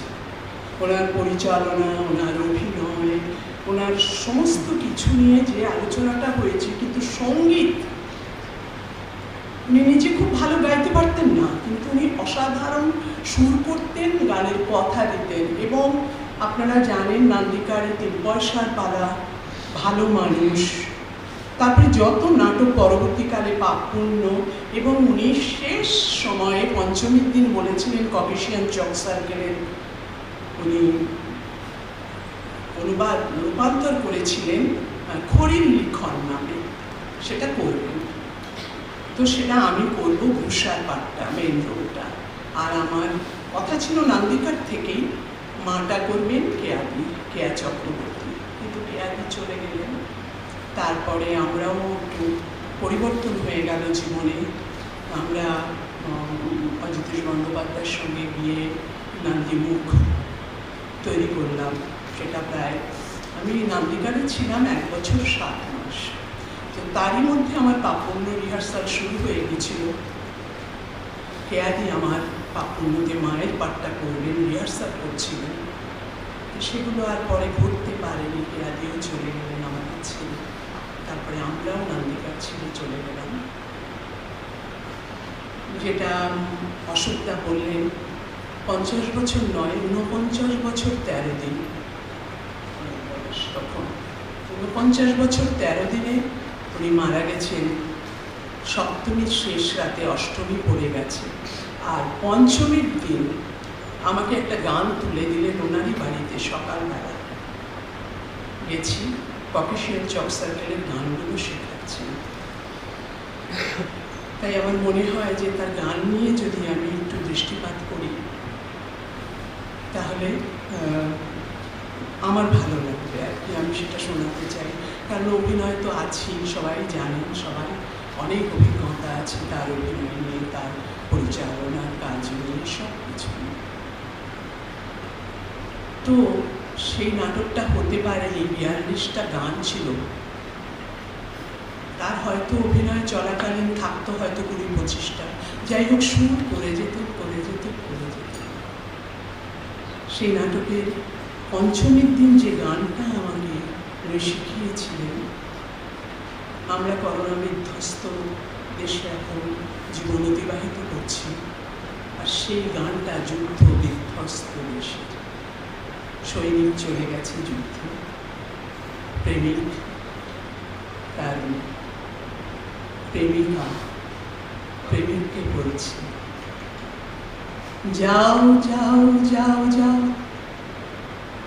যাও যাও যাও যাও প্রিয়তম তুমি যাও যুদ্ধে, আমি থাকবো পথের ধারে দাঁড়িয়ে তোমার জন্যে। রক্ত সে যুদ্ধ, ধ্বংস সে যুদ্ধ, কত প্রাণ মৃগ মরবে আগুনে। যাও যাও যাও যাও দা দা দা দা দা দা দা দা দা দা দা দা দা দা। যখন ফিরবে তুমি দেখবে পথের ধারে রয়েছি দাঁড়িয়ে আমি রয়েছি, দেখবে চোখের তারা গালে অশ্রুর ধারা, বুঝবে কত না ব্যথা সয়েছি। কত রাত কতদিন বেজেছে হৃদয় বিন, ফিরেছি তোমার খোঁজে তুমি। যাও যাও যাও যাও, যখন ফিরবে তুমি দেখবে ওষ্ঠ চুনি, এদিনের স্বাদ পাবে সেদিনও, শয্যায় একা পাবে দগ্ধ বিরহ তাপে, ছুঁয়েই আমাকে তুমি চিনো। এমনি গভীর স্বরে ডেকে বলো তারপরে, ওই সখী বুকে আয় মনে। যাও যাও যাও যাও যাও যাও যাও যাও যাও যাও যাও যাও। আগ্রহ ছিল তবু, অপেক্ষা ছিল না। প্রতিজ্ঞা ভেঙে গেছে, সময়ের খিলনা। শুনে যাও কথাটা, বুঝে যাও মেয়েটার মন। ভেবেছিল বলবে সে, কাছে পাবে তোমাকে যখন। হায় হায় হায় হায় হায় হায় হায় হায় প্রিয়তম তুমি গেলে যুদ্ধে, আমি ছিলাম পথের ধারে দাঁড়িয়ে তোমার জন্যে। রক্ত সে যুদ্ধ, ধ্বংস সে যুদ্ধ, কত প্রাণ মৃগ মরল অরণ্যে। হায় হায় হায় হায়। এর মাঝে কোন জুড়ে এলো এই অসহায় অতিথি, পথের ধুলোর পরে প্রাণ ধুক ধুক করে, দুই চোখে কি করুন মিনতি। আমি ওকে ফেলে দিয়ে দূরে সরে চলে গিয়ে পারিনি তো তারপরে থাকতে। ভেঙেছি যে নিজেকে এই দোষে প্রিয়তম, পারবে না বুকে তুলে রাখতে। তেমনি গভীর স্বরে বলবে না এর পরে, ওই সখী বুকে আয় মনে। হায় হায় হায় হায় হায় হায় হায় হায় হায় হায় হায়। গানটা তুললাম সকালবেলা। আমার বাড়িতে দুর্গাপুজো হয়, দেশের বাড়িতে আমি বাড়ি গেলাম। প্রত্যেকবার উনি পুজোতে অষ্টমীর দিন আমার বাড়িতে যেতেন। প্রচুর সমারোহ করে আমাদের রান্না বান্না হতো, খেতে ভালোবাসতেন। তো ওইবার বললেন আমি যেতে পারবো না, আমি সেই অরণ্যে নাটক করছি, হাজরামনে নাটক করছি, তো আমি বিসর্জনের দিন তোমাদের বাড়ি যাব, আমি বিসর্জন দেখবো তোমাদের বাড়ির। আমি বাড়ি গেলাম হাবড়াতে ষষ্ঠীর দিন। পুজোতে, দুর্গাপুজো বাড়িতে একটু মালা গাচ্ছিলাম চান করে এসে, তখন আমাকে জগন্নাথ বসু ফোন করলেন, সন্ধ্যা অজিন্তা নেই। আর তখন তো স্মার্টফোন বা কিছু এসব আসেনি, ওই রিসিভার ফোন আমাদের ঘরে ছিল, সেখানে এসেছে। আমি সঙ্গে সঙ্গে কলকাতায় চলে আসি। তো আসলাম, এসে দেখলাম যে ভাবলাম আমার সর্বনাশ হয়ে যাবে। সত্যিই তাই, আমিও তো সেভাবে নাটক করতে পারিনি থিয়েটারে, যতটা পারবো ভেবেছিলাম। এসেছিলাম সব কিছু বিসর্জন দিয়ে, কিন্তু পারিনি। এক একটা জায়গা হয় না, এক একটা মানুষ হয় ভীষণ মনের মতো, সেখানে অনেক দিন কাজ করা যায়। আবার হয়তো আরেকটা লোকের কাছে হয় না সেই ইয়েটা, সেটা দোষ নয় কারো, এক একজন তো সেরকম ভাবে। অজিতদা সেইভাবে আমাকে করেছিলেন, কারণ আমি সেই পাপ্পুন্নর পাঠ পেয়েছিলাম। তো যাই হোক, পাপ্পুন্ন যারা দেখেছেন জানেন, সেখানেও একটা অমোঘ গান, যেটা অশোকদা বলেন, একদিন বলেছিলেন একাডেমিক ফাইন আর্টসে, যেটা প্রায় আমাদের থিয়েটারের জাতীয় সঙ্গীত। অশোকদা বলেছিলেন, এতই গানটা মানুষের মুখে মুখে, সহজ সরল কথার একটা গান, কিন্তু তাকে কি সুন্দরভাবে সুর দেওয়া হয়েছে, হালকা কিছুই নেই। যাই হোক, সেই গানটা আমি একদম আমার শেষে করবো, করে আমি আমার কথা শেষ করব। কিন্তু তার আগে আমি গানের কথা নিয়েই বলবো, কারণ আমার ডিরেক্টোরিয়াল কাজ তো আমি ওনার দেখেছি একদম মোক্ষমভাবে, মানে কীভাবে পাপ্পুন্ন হরির লিখনের স্ক্রিপ্টটা ছিল রত্নার কাছে, সেটা ভাষা নান্দিকারের পরে করেছিল নান্দিকার বোধহয় খড়ির গণ্ডি, সেটা খড়ির গণ্ডি। সেটা কি হয়েছিল, খড়ির লিখনের স্ক্রিপ্টটা ওখানে কিছুটা করেছিলেন, কিন্তু ওখান থেকে কাগজপত্র অজিতদা কিছু নিয়ে যাননি।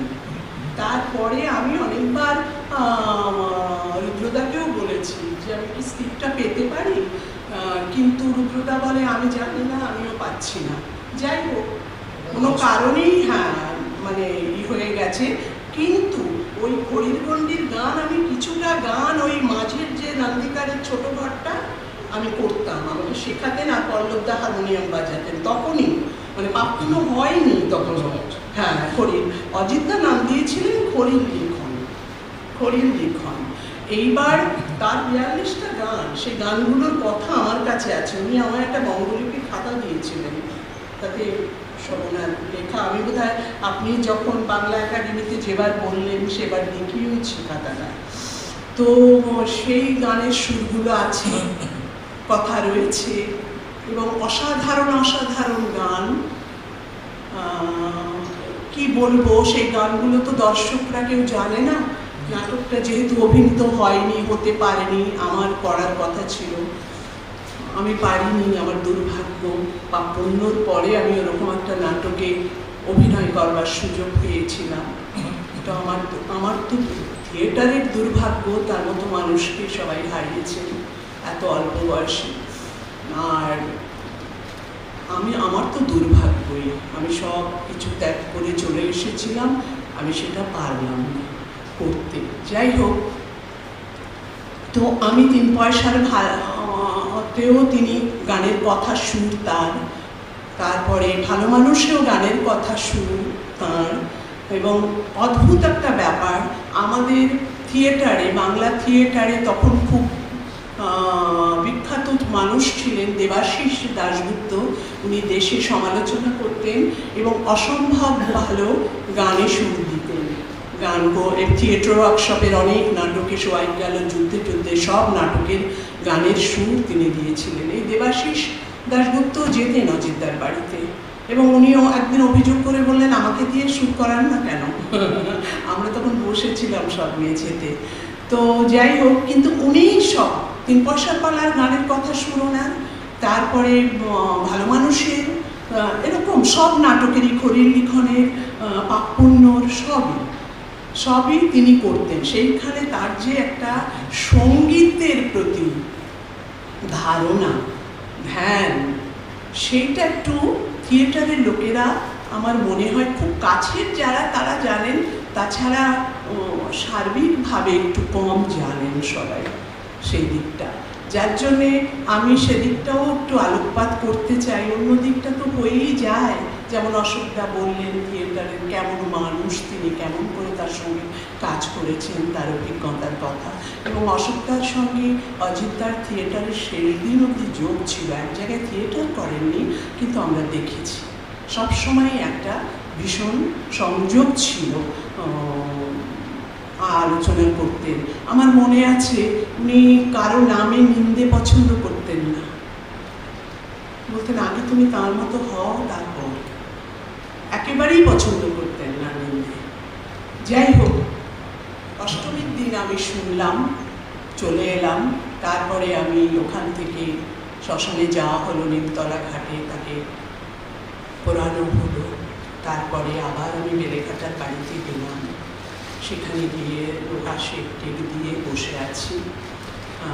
কারণ আমার হাবড়াতে আবার গেছেন আমাদের বাড়ি পুজোতে সুচিত্রা মিত্র, আমার পরের বোন, তার কাছে গান শিখত, উনিও যেতেন অষ্টমীতে, তো ওনাকে নিয়ে আসবেন, ওনাকে পৌঁছে দেবেন গগনদ্বীপে, তারপরে আমাকে নিয়ে যাবেন। যাই হোক, তারপরে অজিতার বাড়ি যখন গাড়ি গেল, আমি ভোরবেলা গিয়ে পৌঁছলাম বাড়িতে। তো অষ্টমীগুলো আমার খুব খারাপ যায়, আমার মাও অষ্টমীর রাতে চলে গেছে, কি জানি না, এটা হয়তো একটা বিরাট অভিশাপ, অষ্টমীতে চলে গেল, অজিতদা গেলেন, আমার মা গেলেন। যাই হোক, কিন্তু দিন তো চলে যায়, চল। তো আমি খলিল লিখনের আর একটা গানের আমি একটু কথা সুর আপনারা শুনুন। সুরের যে বিরাট একটা আধিক্য তা নয়, কিন্তু যেহেতু বার্টল্ট ব্রেক্টের গান, উনি বলতেন যে ব্রেক্ট ভীষণ কথা কেন্দ্রিক, ভীষণভাবে সুন্দর বুঝিয়ে বুঝিয়ে কথা বলো, কথায় বোঝাও, গানের যে প্রচণ্ডভাবে সুর হতে হবে তা নয়, কিন্তু কথাগুলো আগে যেতে হবে। ও আমার ভালোবাসার মানুষ, ও আমার ভালোবাসার মানুষ, যদি যাবে যুদ্ধে যাও, আমার বুকে হাত রাখো আর একটা কথা দাও, যুদ্ধে তুমি সামনে যাবে না।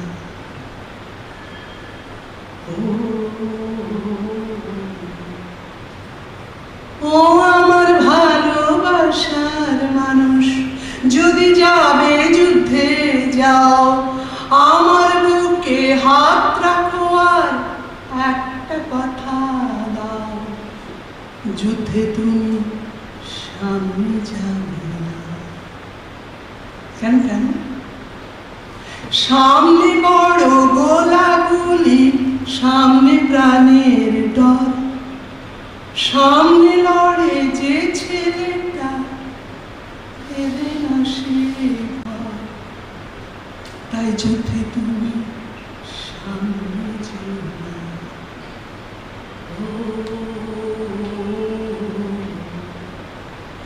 ও আমার ভালোবাসার মানুষ, যদি যাবে যুদ্ধে যাও, আমার বুকে হাত রাখো আর একটা কথা দাও, যুদ্ধে তুমি পিছে থাকবে না। কেন? যুদ্ধে হটলে পিছে থেকে নিজের লোকের চাপে কি যে ব্যথা পাবে তুমি, ভাবলে বুকটা কাঁপে, তাই যুদ্ধে তুমি পিছে থেকো না।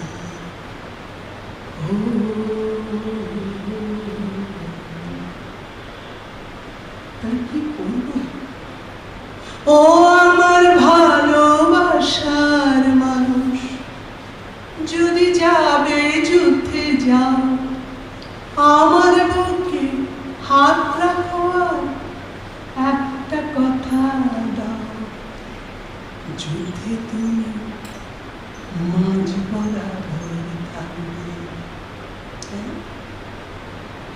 মাঝে থাকে সেনাপতি, মাঝে খাবার গাড়ি, সবাই তাদের ঘিরে থাকে, তারাই ফেরে বাড়ি। ও আমার ভালোবাসার মানুষ, তুমি আমার কথা রেখো, যুদ্ধে তুমি মাঝ বরাবর থেকো।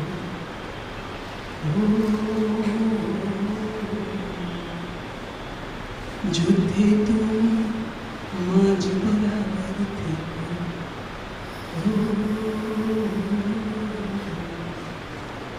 যুদ্ধে তুমি মাঝ বরাবর থেকো। এটাও খলিল ভানুর গান, আমাকে শিখিয়েছেন। আমি একটু প্রথম দিকে যাব। আমি সেসব নাটক দেখতে পারিনি। 3 পয়সার পালা, ভালো মানুষ। ভালো মানুষ যখন রঙ্গনা থেকে চলে যায়, তারপরে আমি আসি। কিন্তু প্রচুর পরশ হতো, তো তখন আমি ছোট দুটো রোলে ঢুকে গেছিলাম, ছোট্ট ছোট্ট রোলে, কারণ কাজের মধ্যে সবাইকেই ওগুলো ঢুকতে হতো। তো সেরকম ভালো মানুষেও ছোট একটু অভিনয় করেছি।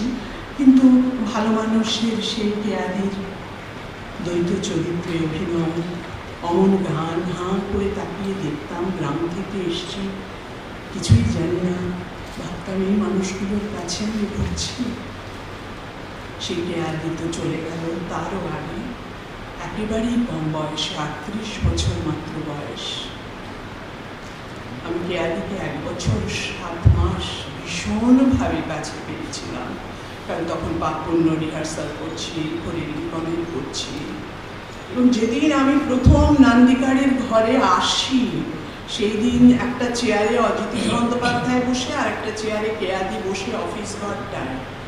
আমি ঢুকলাম, পরে আমাকে বললেন গান জানো? আমি জানি না, সেভাবে শিখিনি, তাই করলাম একটা গান, ওই মালকোষে আনন্দ ধারা বলেছিল। তখন বললেন কেয়া, আমি পাপপুণ্যটা করবো, আদুরি পেয়ে গেছি। আমি তো তখন পাপপুণ্য কি, টলস্টয় কি, কিছুই জানি না, মাথা মুন্ডু। যাই হোক, আমি কাজ করবো ওনার সঙ্গে, এটাই আমার বড় পাওয়া। এই হলো ব্যাপার। সেই কেয়াদি ভালো মানুষে গান গেয়েছিলেন। পরবর্তীকালে সেই গান আমার ভালো লাগে, আমি করি। সেখানে একটা দারুণ গান ছিল যে মেয়েদের দুটো সত্তা, মানে মেয়েদের মধ্যে একটা পুরুষ যখন লুকিয়ে থাকে, সেই পৌরসত্বটা বার করা। কারণ মানুষ যখন ঠকায়, তখন তাকে সেইটা বার করতে হয়, কঠোর হতে হয়, কঠিন হতে হয়। আমি কিন্তু এটা নিজে খুব উপভোগও করেছি নাটকটা দেখার পরে।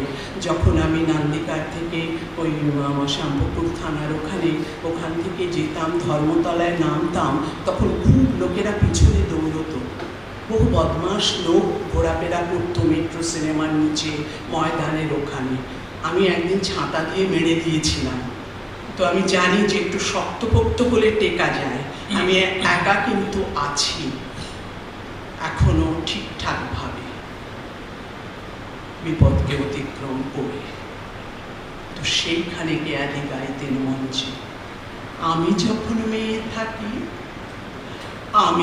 মেয়ে থাকি তখন তার রায় আসেন এবং মুচকি মুচকি হাসেন এবং খুব খুব করে কাশেন এবং তোতলাতে বলেন ভালোবাসি। আর আমি যখন ছেলে থাকি তখন তারাই আসেন এবং হাত জোর করে বসেন এবং সন্তর্পণে কাশেন এবং কথা শেষ হবার আগে বলেন এখন আসি। আমি যখন মিষ্টি হই, মিষ্টি মিষ্টি কথা কই, ভালোবাসার কথা বলি, তখন তারা ঠকান। মানে ব্যাপারটাকে জানো, সবই ঠিক, কিন্তু বাবা মাঝে আমি যখন কড়া হই, কড়া কথা কই, ব্যবসা ধান্দার কথা বলি, তখন তারা ঠেকেন। স্যার, কাজটা যদি একটু দয়া করে, এই দুনিয়ায় কড়া হলে তবু কিছু পাবেন এবং কিছু করে খাবেন এবং মাথা তুলে যাবেন এবং সম্মান টম্মান পাবেন কারি কারি। নরম হলে সবই যাবে, প্রাণও যাবে, মানও যাবে, জানো যাবে, কানও যাবে। কড়া লোকে দইটি খাবে, আপনার গলায় ঝুলিয়ে দেবে হাড়ি এবং চুরির দায়ও যেতে পারেন ফাঁসি। বাঁচতে যদি চান তবে কড়া হয়ে যান, তবে মেজাজ দেখান, তবে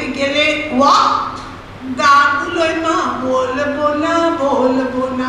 বলবি তো বল না গো, বলবি তো বল না গো।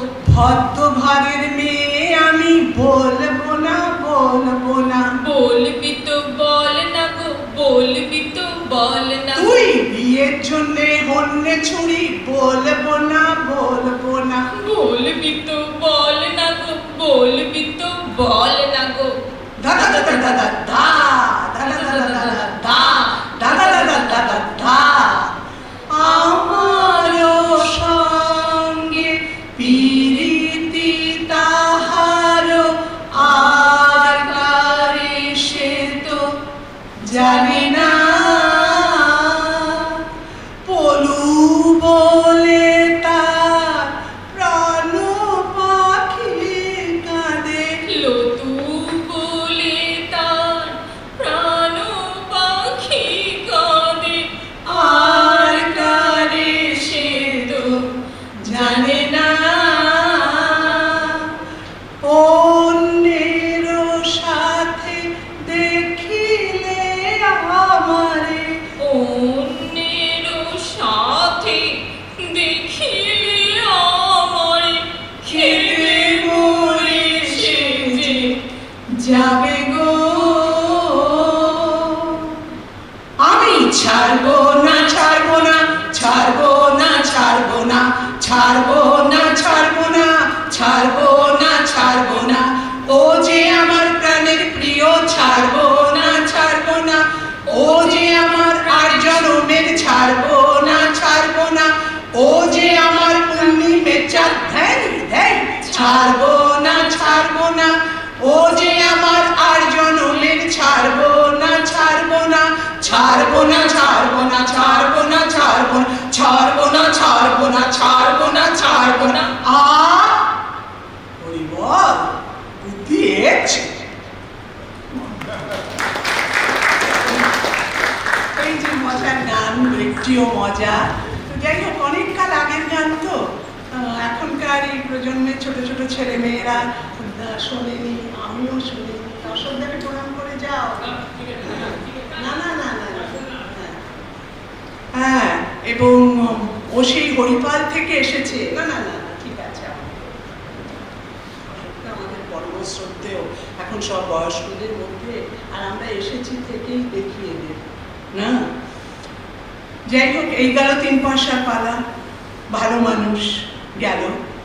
অনেক গান আছে 3 পয়সার পালায়, আরও আছে। এখন কটা বাজে? আমাকে তো একটু সচেতন হতে হবে, কারণ অনেক দূরে দূরে সবাই যাবে। আমি আর কতটুকু পেতে পারি? আচ্ছা আচ্ছা আমাকে একটু বলো, আমি আর একটা গান গাই, তারপরে অন্যটা একটু বলি, তারপরে তো এরকম। সত্যি বলতে আমাদের পাপুন্য যখন রিহার্সাল হয়, সেই রিহার্সালে আমি একটা জিনিস দেখেছি, অ্যাক্টিংয়ের জায়গাটায় বলছি, উনি কোনোদিন নিজে দেখিয়ে দিতেন না। উনি বলতেন এবার করো,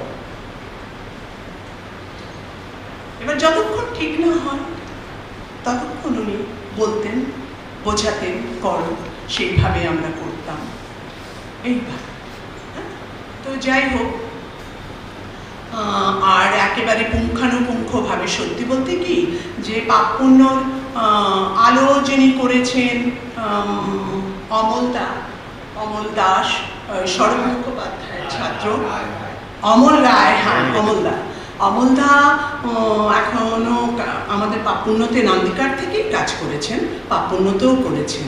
তো মূলত গিয়ে কিন্তু সেই আলোটা কোথায় কি হবে আলো, সেটা কিন্তু ডিরেক্টরই বলেন, থিয়েটারে বুঝিয়ে দেন। তেমনি মঞ্চটাও যেমন রাধুদা করতেন, রাধুদা পরিশ্রম করে বানাতেন, কিন্তু তার আইডিয়াটা দিতেন পরিচালক অজিতাকে। আমরা দেখেছি পাপপুণ্যর সময় আমরা সেই জামা কাপড়গুলো নতুন কিনে আমরা গঙ্গা মাটিতে কেচে চায়ের জলে চুবিয়ে তারপরে তাকে পুরনো করা।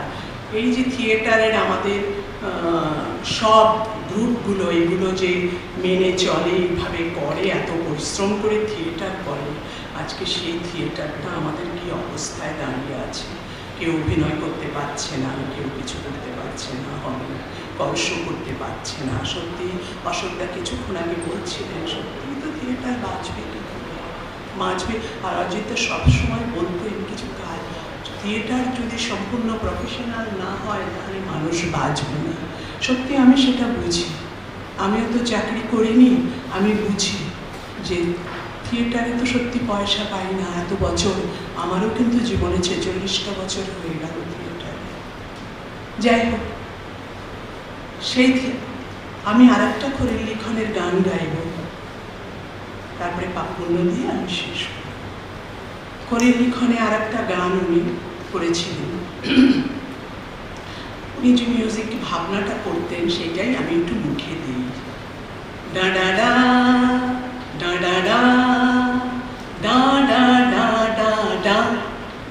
চার সিপাহ সাদার যুদ্ধে গেল কান্দাহার, গেল ডিঙিয়ে পাহাড়, গেল কত নদীর পার। চারটে যোদ্ধা তবু লড়াই জিতল না, চার সিপাহ সাদার যুদ্ধে গেল কান্দাহার, গেল ডিঙিয়ে পাহাড়, গেল কত নদীর পার। চারটে যোদ্ধা তবু লড়াই জিতল না, চার সিপাহ সাদার যুদ্ধে গেল কান্দাহার।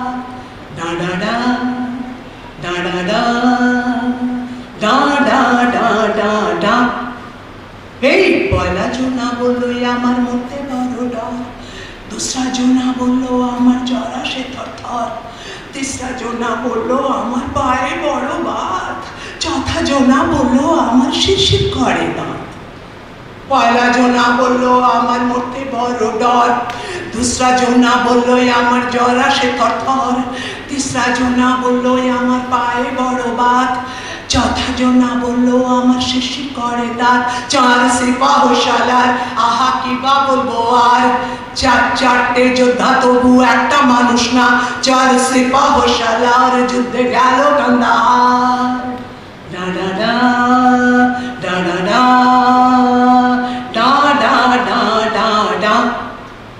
এই কাছে ছিল আমার দাদা শেখ মুনাবার খান, কাছে ছিল আমার দাদা শেখ মুনাবার খান, যুদ্ধে যেতে কখনো তার বুক তো কাঁপে না।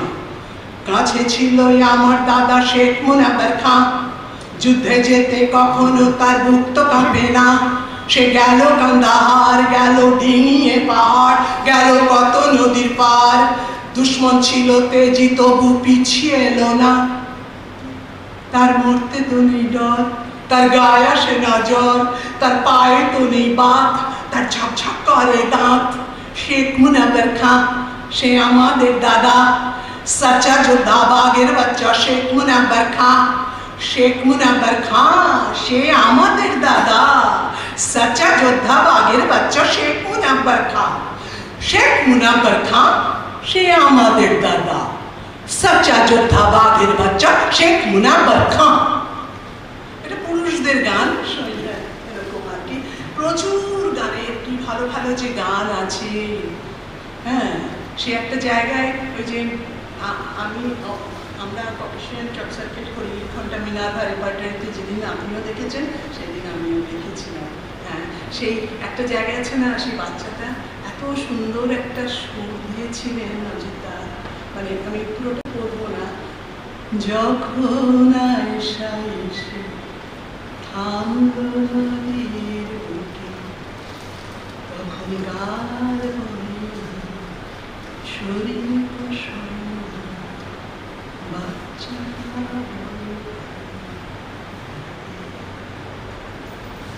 ভোরের আকাশে ওঠে সূর্য, দূরে বাজে যুদ্ধে তুর্য, তখন হৃদয় আসে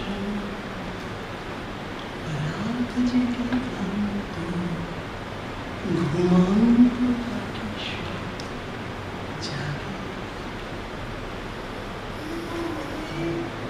শেষ নেই, এত সমস্ত গানগুলো ভীষণ অনুভবের গান, সুর হয়তো বিশাল ইয়ে নয়, বড় জায়গা নয় এখানে কথাটা, যাই হোক, শেষ হলো আমরা 16 সেপ্টেম্বর শেষ শো করি একাডেমি ফাইন আর্টস। সেই শোয়ের দর্শক কে ছিলেন জানেন আপনারা? স্বয়ং শম্ভু মিত্র। উনি ওই প্রথম দেখতে আসেন পাপন।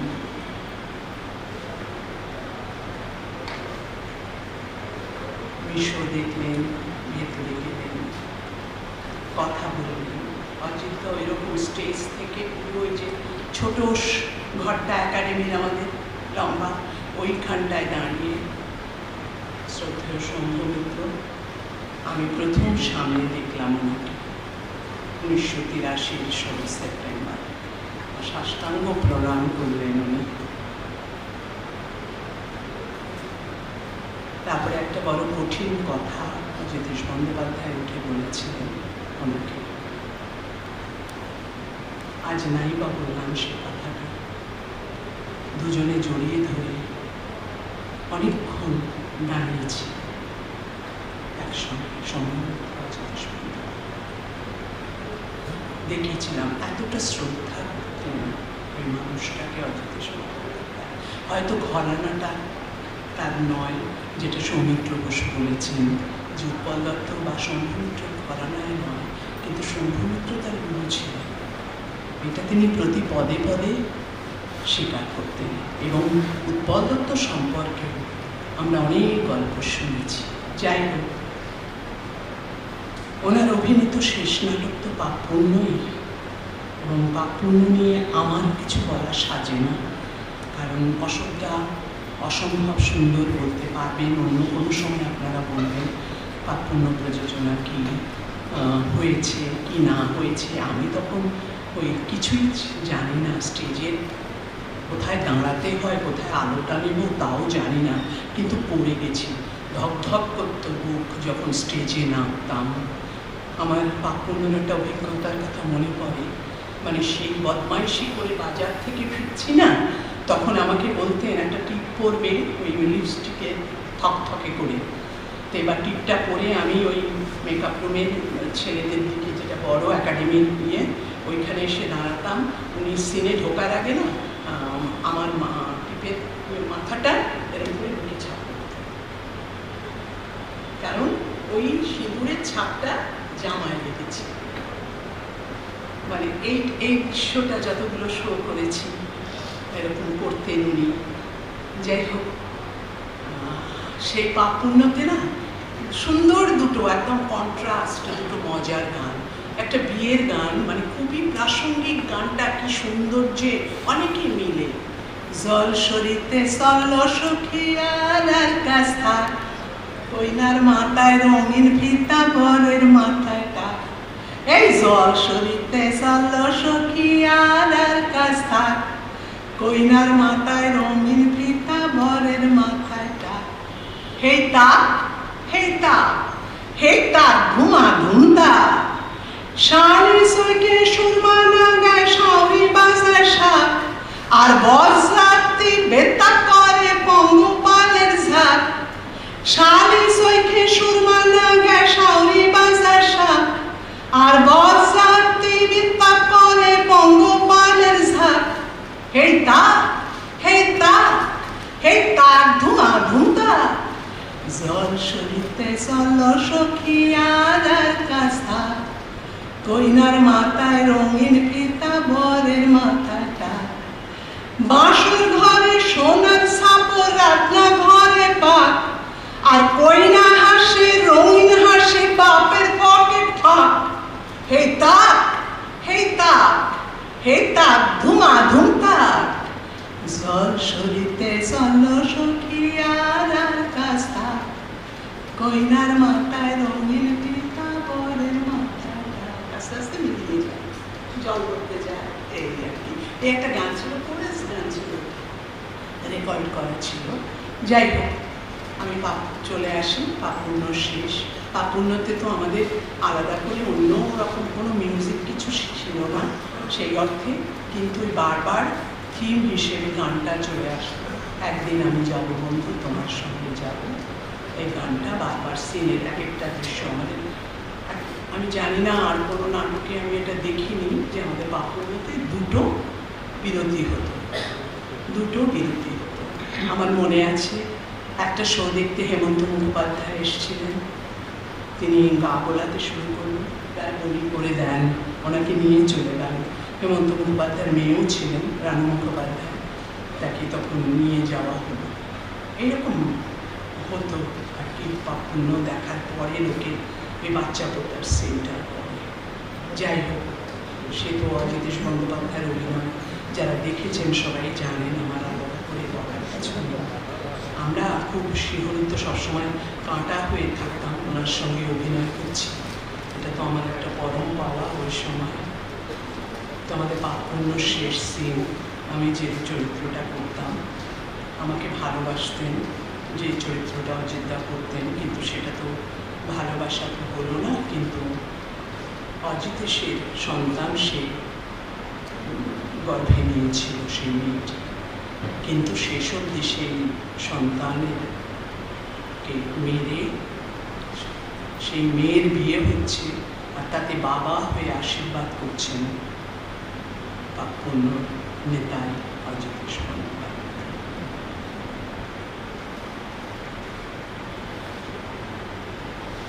হে মাগণ, হে বাপগণ, হে ভাই ভগিনীগণ, আপনারা সব আছেন তো?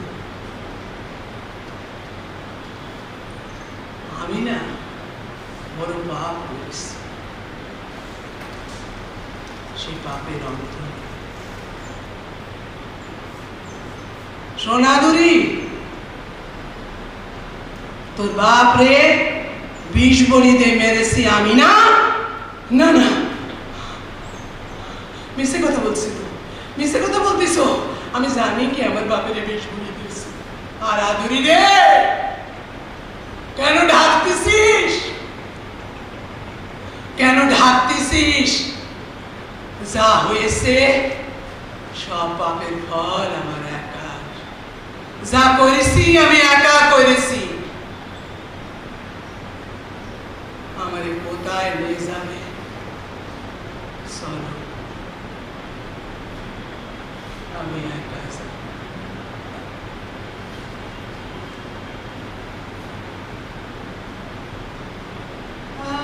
একদিন আমি যাব আমার সঙ্গে, আর কুলের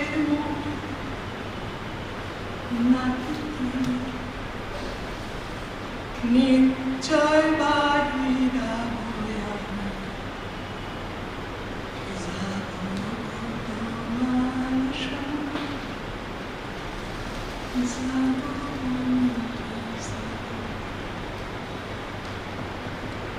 লোক নিন্দা, সমাজ নিন্দার ভয় ডরে খাবো। পরের ঘর কইরে মরে, হায়রে দিনসারি, আমি যাব তোমার সঙ্গে, যাব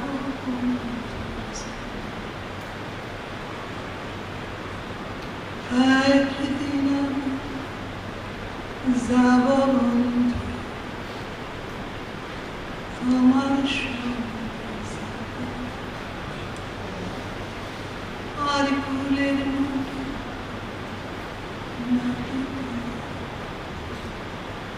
নিশ্চয় বাহিরা বইয়া যাব তোমার সঙ্গে, যাব পর পুরুষের সঙ্গে শুয়ে থাকিব রাতে, বুক ভেসে যায় বন্ধু আমার, নদীর ধারা পাবে, আমি যাব যাব বন্ধু, যাব তোমার সাথে একদিন, যাব বন্ধু, তোমার সঙ্গে যাব,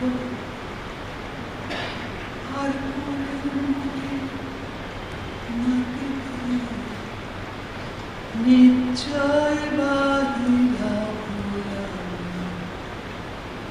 যাব তোমার সঙ্গে, যাব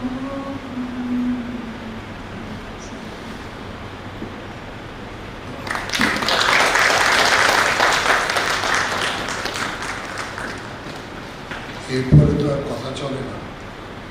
হ্যাঁ সৌমিত্র, আমি খালি একটা কথা জানাতে চাই, মানে সন্ধ্যার কাছে আমাদের কৃতজ্ঞতার শেষ নেই, কারণ ও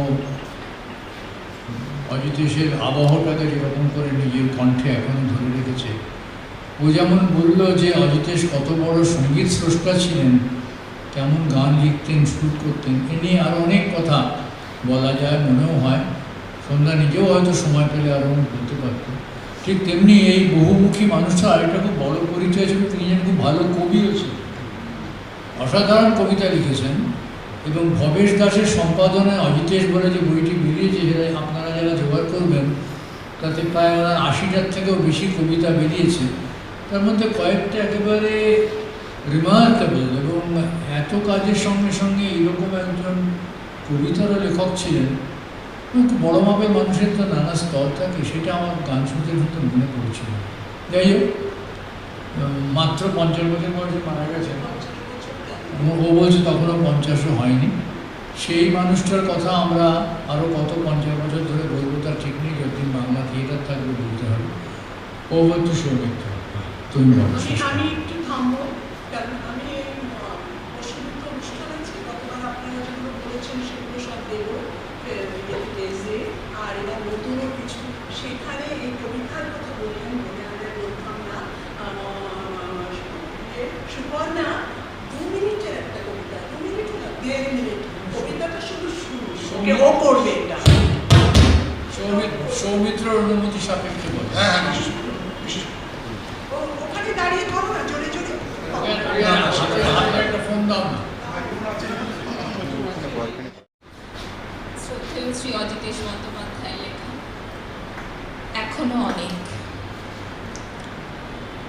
এখনো অনেক জমানো কথা জড়িয়ে আছে গায়ে, শাড়ির ভাঁজে বুকের কাছে আধ বলা সব কথা। সেসব কথা শুনতে শুনতে ছবন করি গুনতে গুনতে পৌঁছে যাব অবলীলায় জীবন নদীর পাড়ে। জীবন যদি নদী হয়, তার বালিগুলো সব গল্প, গল্প মারাই, গল্প ছড়াই, গল্প দিয়ে ঘর, পা ডুবিয়ে সোনালি গল্পে কি খুশি হই নেহাতে অল্পে। বিকেল বেলায় বিষাদ খেলায় তাকাই সজল আরে। আবল তাবল শুনতে শুনতে ছবন করি গুনতে গুনতে পৌঁছে যাব অবলীলায় জীবন নদীর পাড়ে। তখন সন্ধে হয়ে আসে গোয়ালিনীর ডাকে, ট্রামে ট্রামে আলো জ্বালায় অদৃশ্যকার হাত। চান করেছ, টিপ পরেছ, গায়ে দিয়েছ শাড়ি, আবার তোমার সঙ্গে যাব অচিন কথার বাড়ি। শ্রীদাম সুদাম শুনতে শুনতে ছবন করি গুনতে গুনতে পৌঁছে যাব অবলীলায় জীবন নদীর পাড়ে। যে অজিতেশ বন্দ্যোপাধ্যায় 89 বছরে পড়বেন 30 তারিখে, 30শে সেপ্টেম্বর, এটা আমার কাছে খুব অবিশ্বাস্য বলে মনে হয়। আসলে যারা তাকে দেখেছেন তারা মনে করতে পারবেন যে এই মানুষটা কোনোভাবে বুড়ো হতে পারেন, এটা প্রায় কল্পনাই করা যায় না। আপনারা এতক্ষণ ধরে যে কথাগুলো শুনলেন তার ভেতর দিয়ে একটা কথা হয়তো বেরিয়ে আসে, একটা অসম্ভব যৌবন ছিল এই লোকটা। এতগুলো গান লিখছে, সেই গানগুলো তোলাচ্ছে, 12 ঘন্টা রিহার্সাল করবো, তার মধ্যে পেশাদার থিয়েটারে অভিনয় করছে এবং সুজাতা সদনের প্রচণ্ড গরম, সেই গরমের মধ্যে ডাবল শো করতে যাচ্ছেন। তার ফলে শেষ পর্যন্ত সেটা তার পক্ষে ভালো হলো না, বাংলা থিয়েটারের পক্ষে তো খুব খারাপ হলো। এই যৌবনটা আমার ব্যক্তিগতভাবে মনে হয় যে আমাদের থিয়েটারের মধ্যে আর আছে কিনা আমি খুব স্পষ্ট করে জানি না। যেটা অশোকদা বললেন আমি সেই কথাটা দিয়ে বলতে চাই যে অজিতেশ বন্দ্যোপাধ্যায় 50 বছর বয়সে চলে গেছেন, 50-এর আগেই চলে গেছেন, তারপরেও আমরা তাকে নিয়ে কথা বলছি, আরও অনেক দিন ধরে বলতে হবে। এবং সত্যি সত্যি অজিতেশ বন্দ্যোপাধ্যায় মানুষটা কী ছিলেন আমাদের বাংলা থিয়েটারে, সেটা সম্ভবত হাজার রকম কথা বলেও নির্ণয় করা যাবে না। শিল্পী সম্পর্কে আবার আমি ধন্যবাদ জানাচ্ছি, তারা এইরকম একজন মানুষ সম্পর্কে এইরকম দুজন মানুষকে বলবার সুযোগ করে দিলেন। এবং এই যে তর্পণটা মহালয়ের আগেই আমি বলবো পিতৃপুরুষের তর্পণ, সেই তর্পণটা কোথাও যদি আমাদের এখনকার ছেলেমেয়েরা যারা অজিতেশ বন্দ্যোপাধ্যায়কে চেনে না, জানে না, তাদের ভেতরে কোনো একটা বীজ রোপণ করে দিতে পারে, তার চেয়ে বেশি হয়তো আর কিছু করবার নেই শিল্পী সংঘের এবং আমাদের, আমরা যারা এই মানুষটিকে ভালোবাসতাম।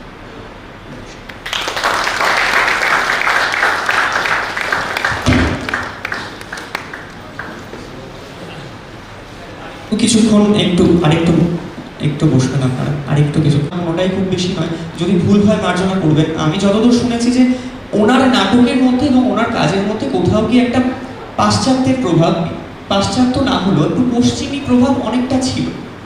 এই পশ্চিমী প্রভাবটা কি ওনার প্রথম থেকেই, না তার পরবর্তীকালে উনি মনে করেছিলেন যে হয়তো প্রফেশনালিজমটাকে সুদৃঢ় করার জন্য এটার প্রয়োজন আছে, বা বিদেশি নাটকের যে প্রভাব ওনার লেখাতে, ওনার নাটকে পড়েছে, অনুবাদে আমরা দেখেছি, তো সেই প্রভাবটা কি ওনার প্রথম থেকেই ছিল, নাকি পরবর্তীকালে উনি এটাকে মনে করেছিলেন আনতে হবে? যেটা করেছেন উনি বিদেশি নাটক অনেক করেছেন, কিন্তু অশোকদা যখন অভিনয়ের কথা বললেন সেতুবন্ধন আগে, সেই সেতুবন্ধন কিন্তু সম্পূর্ণভাবে মৌলিক নাটক, সদাগরের হ্যাঁ একদম গোড়া থেকেই আশ্চর্যজনকভাবে। এটা একটা খুব বড় প্রশ্ন, এর উত্তর দিতে অনেক সময় লাগবে, আমি যাচ্ছি না। কিন্তু দ্বিতীয় নাটকই হচ্ছে নাট্যকারের সন্ধানে ছোট চরিত্র, সেটা পিরান্দেল। তারপরে ওই 61 সাল থেকে 83 পর্যন্ত, ফ্রম পিরান্দেল টু টলস্টয়, এর মধ্যে উনি চেকভ হয়ে আরও অসংখ্য নাট্যকার হয়ে টলস্টয় পর্যন্ত পৌঁছেছেন, ওয়েস্কারের নাটক করেছেন, এবং পাশ্চাত্য থিয়েটার সম্পর্কে তার অসম্ভব আগ্রহ ছিল। লক্ষ্য করে থাকতে পারে যে আমি যখন গল্প বলছিলাম, উনি বলছেন যে চাকভাঙা মধু দুর্দান্ত নাটক, কিন্তু সোয়াইকার যুদ্ধের স্ট্রাকচারটা আমাকে পাগল করে দিচ্ছে। অর্থাৎ কী করে, যে বলছিলাম একেবারে গ্রাম থেকে আসা একটা মানুষ, বিএ পরীক্ষা দিয়ে চলে এসেছেন কলকাতায়, এসে মরিন্দ্র কলেজে স্পেশাল অনার্স পড়তে ভর্তি হচ্ছেন, কোথার থেকে তার মধ্যে এতটা গান সন্ধ্যা গাইছিল। খেয়াল করবে যে গ্রামের গান ও সুরের মধ্যে সুধীন দাশগুপ্ত, সলিল চৌধুরী, নচিকেতা ঘোষের মতো আধুনিক সব সুরকারদের আওয়াজ যেন শুনতে পাওয়া যায়, এতটাই স্মার্ট এই ব্যাপারটা আমরা। এবং তার পরবর্তীকালে আমরা যারা তার চেলা, আমরা প্রচুর নাটকের রূপান্তর এবং ইত্যাদি অনুবাদ ইত্যাদি করেছি। তখন আমাদের শুনতে হতো এই অভিযোগ যে আপনার কি মৌলিক নাটক করবেন না, আপনারা খালি অনুবাদ রূপান্তরই করে যাবেন। এই অনুবাদ রূপান্তরকে নিয়ে বাংলা থিয়েটারের যে বিরাট তর্কটা, এর অজিতেশকে ঘিরে গড়ে উঠেছিল, যদিও সেটাও সম্ভবিত উৎপল দত্তের হাত ধরেই শুরু। শেক্সপিয়ারের এত ভালো বাংলা উৎপল দত্ত সেটা কেউ করেননি। শম্ভুদাও ইবসেন করেছেন, ইডিপাস করেছেন, সোফোক্লেস, কিন্তু ধারাটা অজিতেশের হাতে বিরাট পুষ্টি পেয়েছিল। এবং আমার মনে হয় এটা বলে শেষ করলে ভালো হবে যে ওর অনুবাদ বা রূপান্তরগুলো প্রায় একটা নতুন করে সৃষ্টি হতো। খালি মঞ্জুরি আমের মঞ্জুরিটা যদি কেউ চেরি অর্কাট পড়ে না থাকে, তাহলে মঞ্জুরি আমের মঞ্জুরি দেখে বা এমনকি 3 পয়সা পড়া দেখে কারো বলার ক্ষমতা নেই যেটা কোনো বিদেশি নাটক থেকে। এতটাই সেগুলো আত্মীকরণ হয় আমাদের দেশের সম্পর্কে হয়েছিল। খালি বাঙালি বলে আর কলকাতায় বলে শুনতে হতো। আচ্ছা প্রকাশ, ব্রেক যে 3 পয়সা পালা করেছিলেন থ্রিপেনি ওপেরা, সেটা ইংল্যান্ডের বিখ্যাত নাট্যকার চার্লস গের নাটক বেগাস অপেরা থেকে নেওয়া। তো ইংরেজি নাটকের জার্মান রূপান্তর করে ব্রেকটে নাটক হয়ে গেল মৌলিক, আর ব্রেকটে নাটক থেকে সম্পূর্ণ বাংলায় নির্বাচন অজিতের একটা রূপান্তর। কারণ বাঙালি ছিলেন, পাঞ্জাবি পাজামা পরতেন, মুসুরির ডাল দিয়ে ভাত খেতেন, ব্রেকটের মতো স্যান্ডউইচের সিগারেট খেলে বলতাম যে এটা মৌলিক নয়।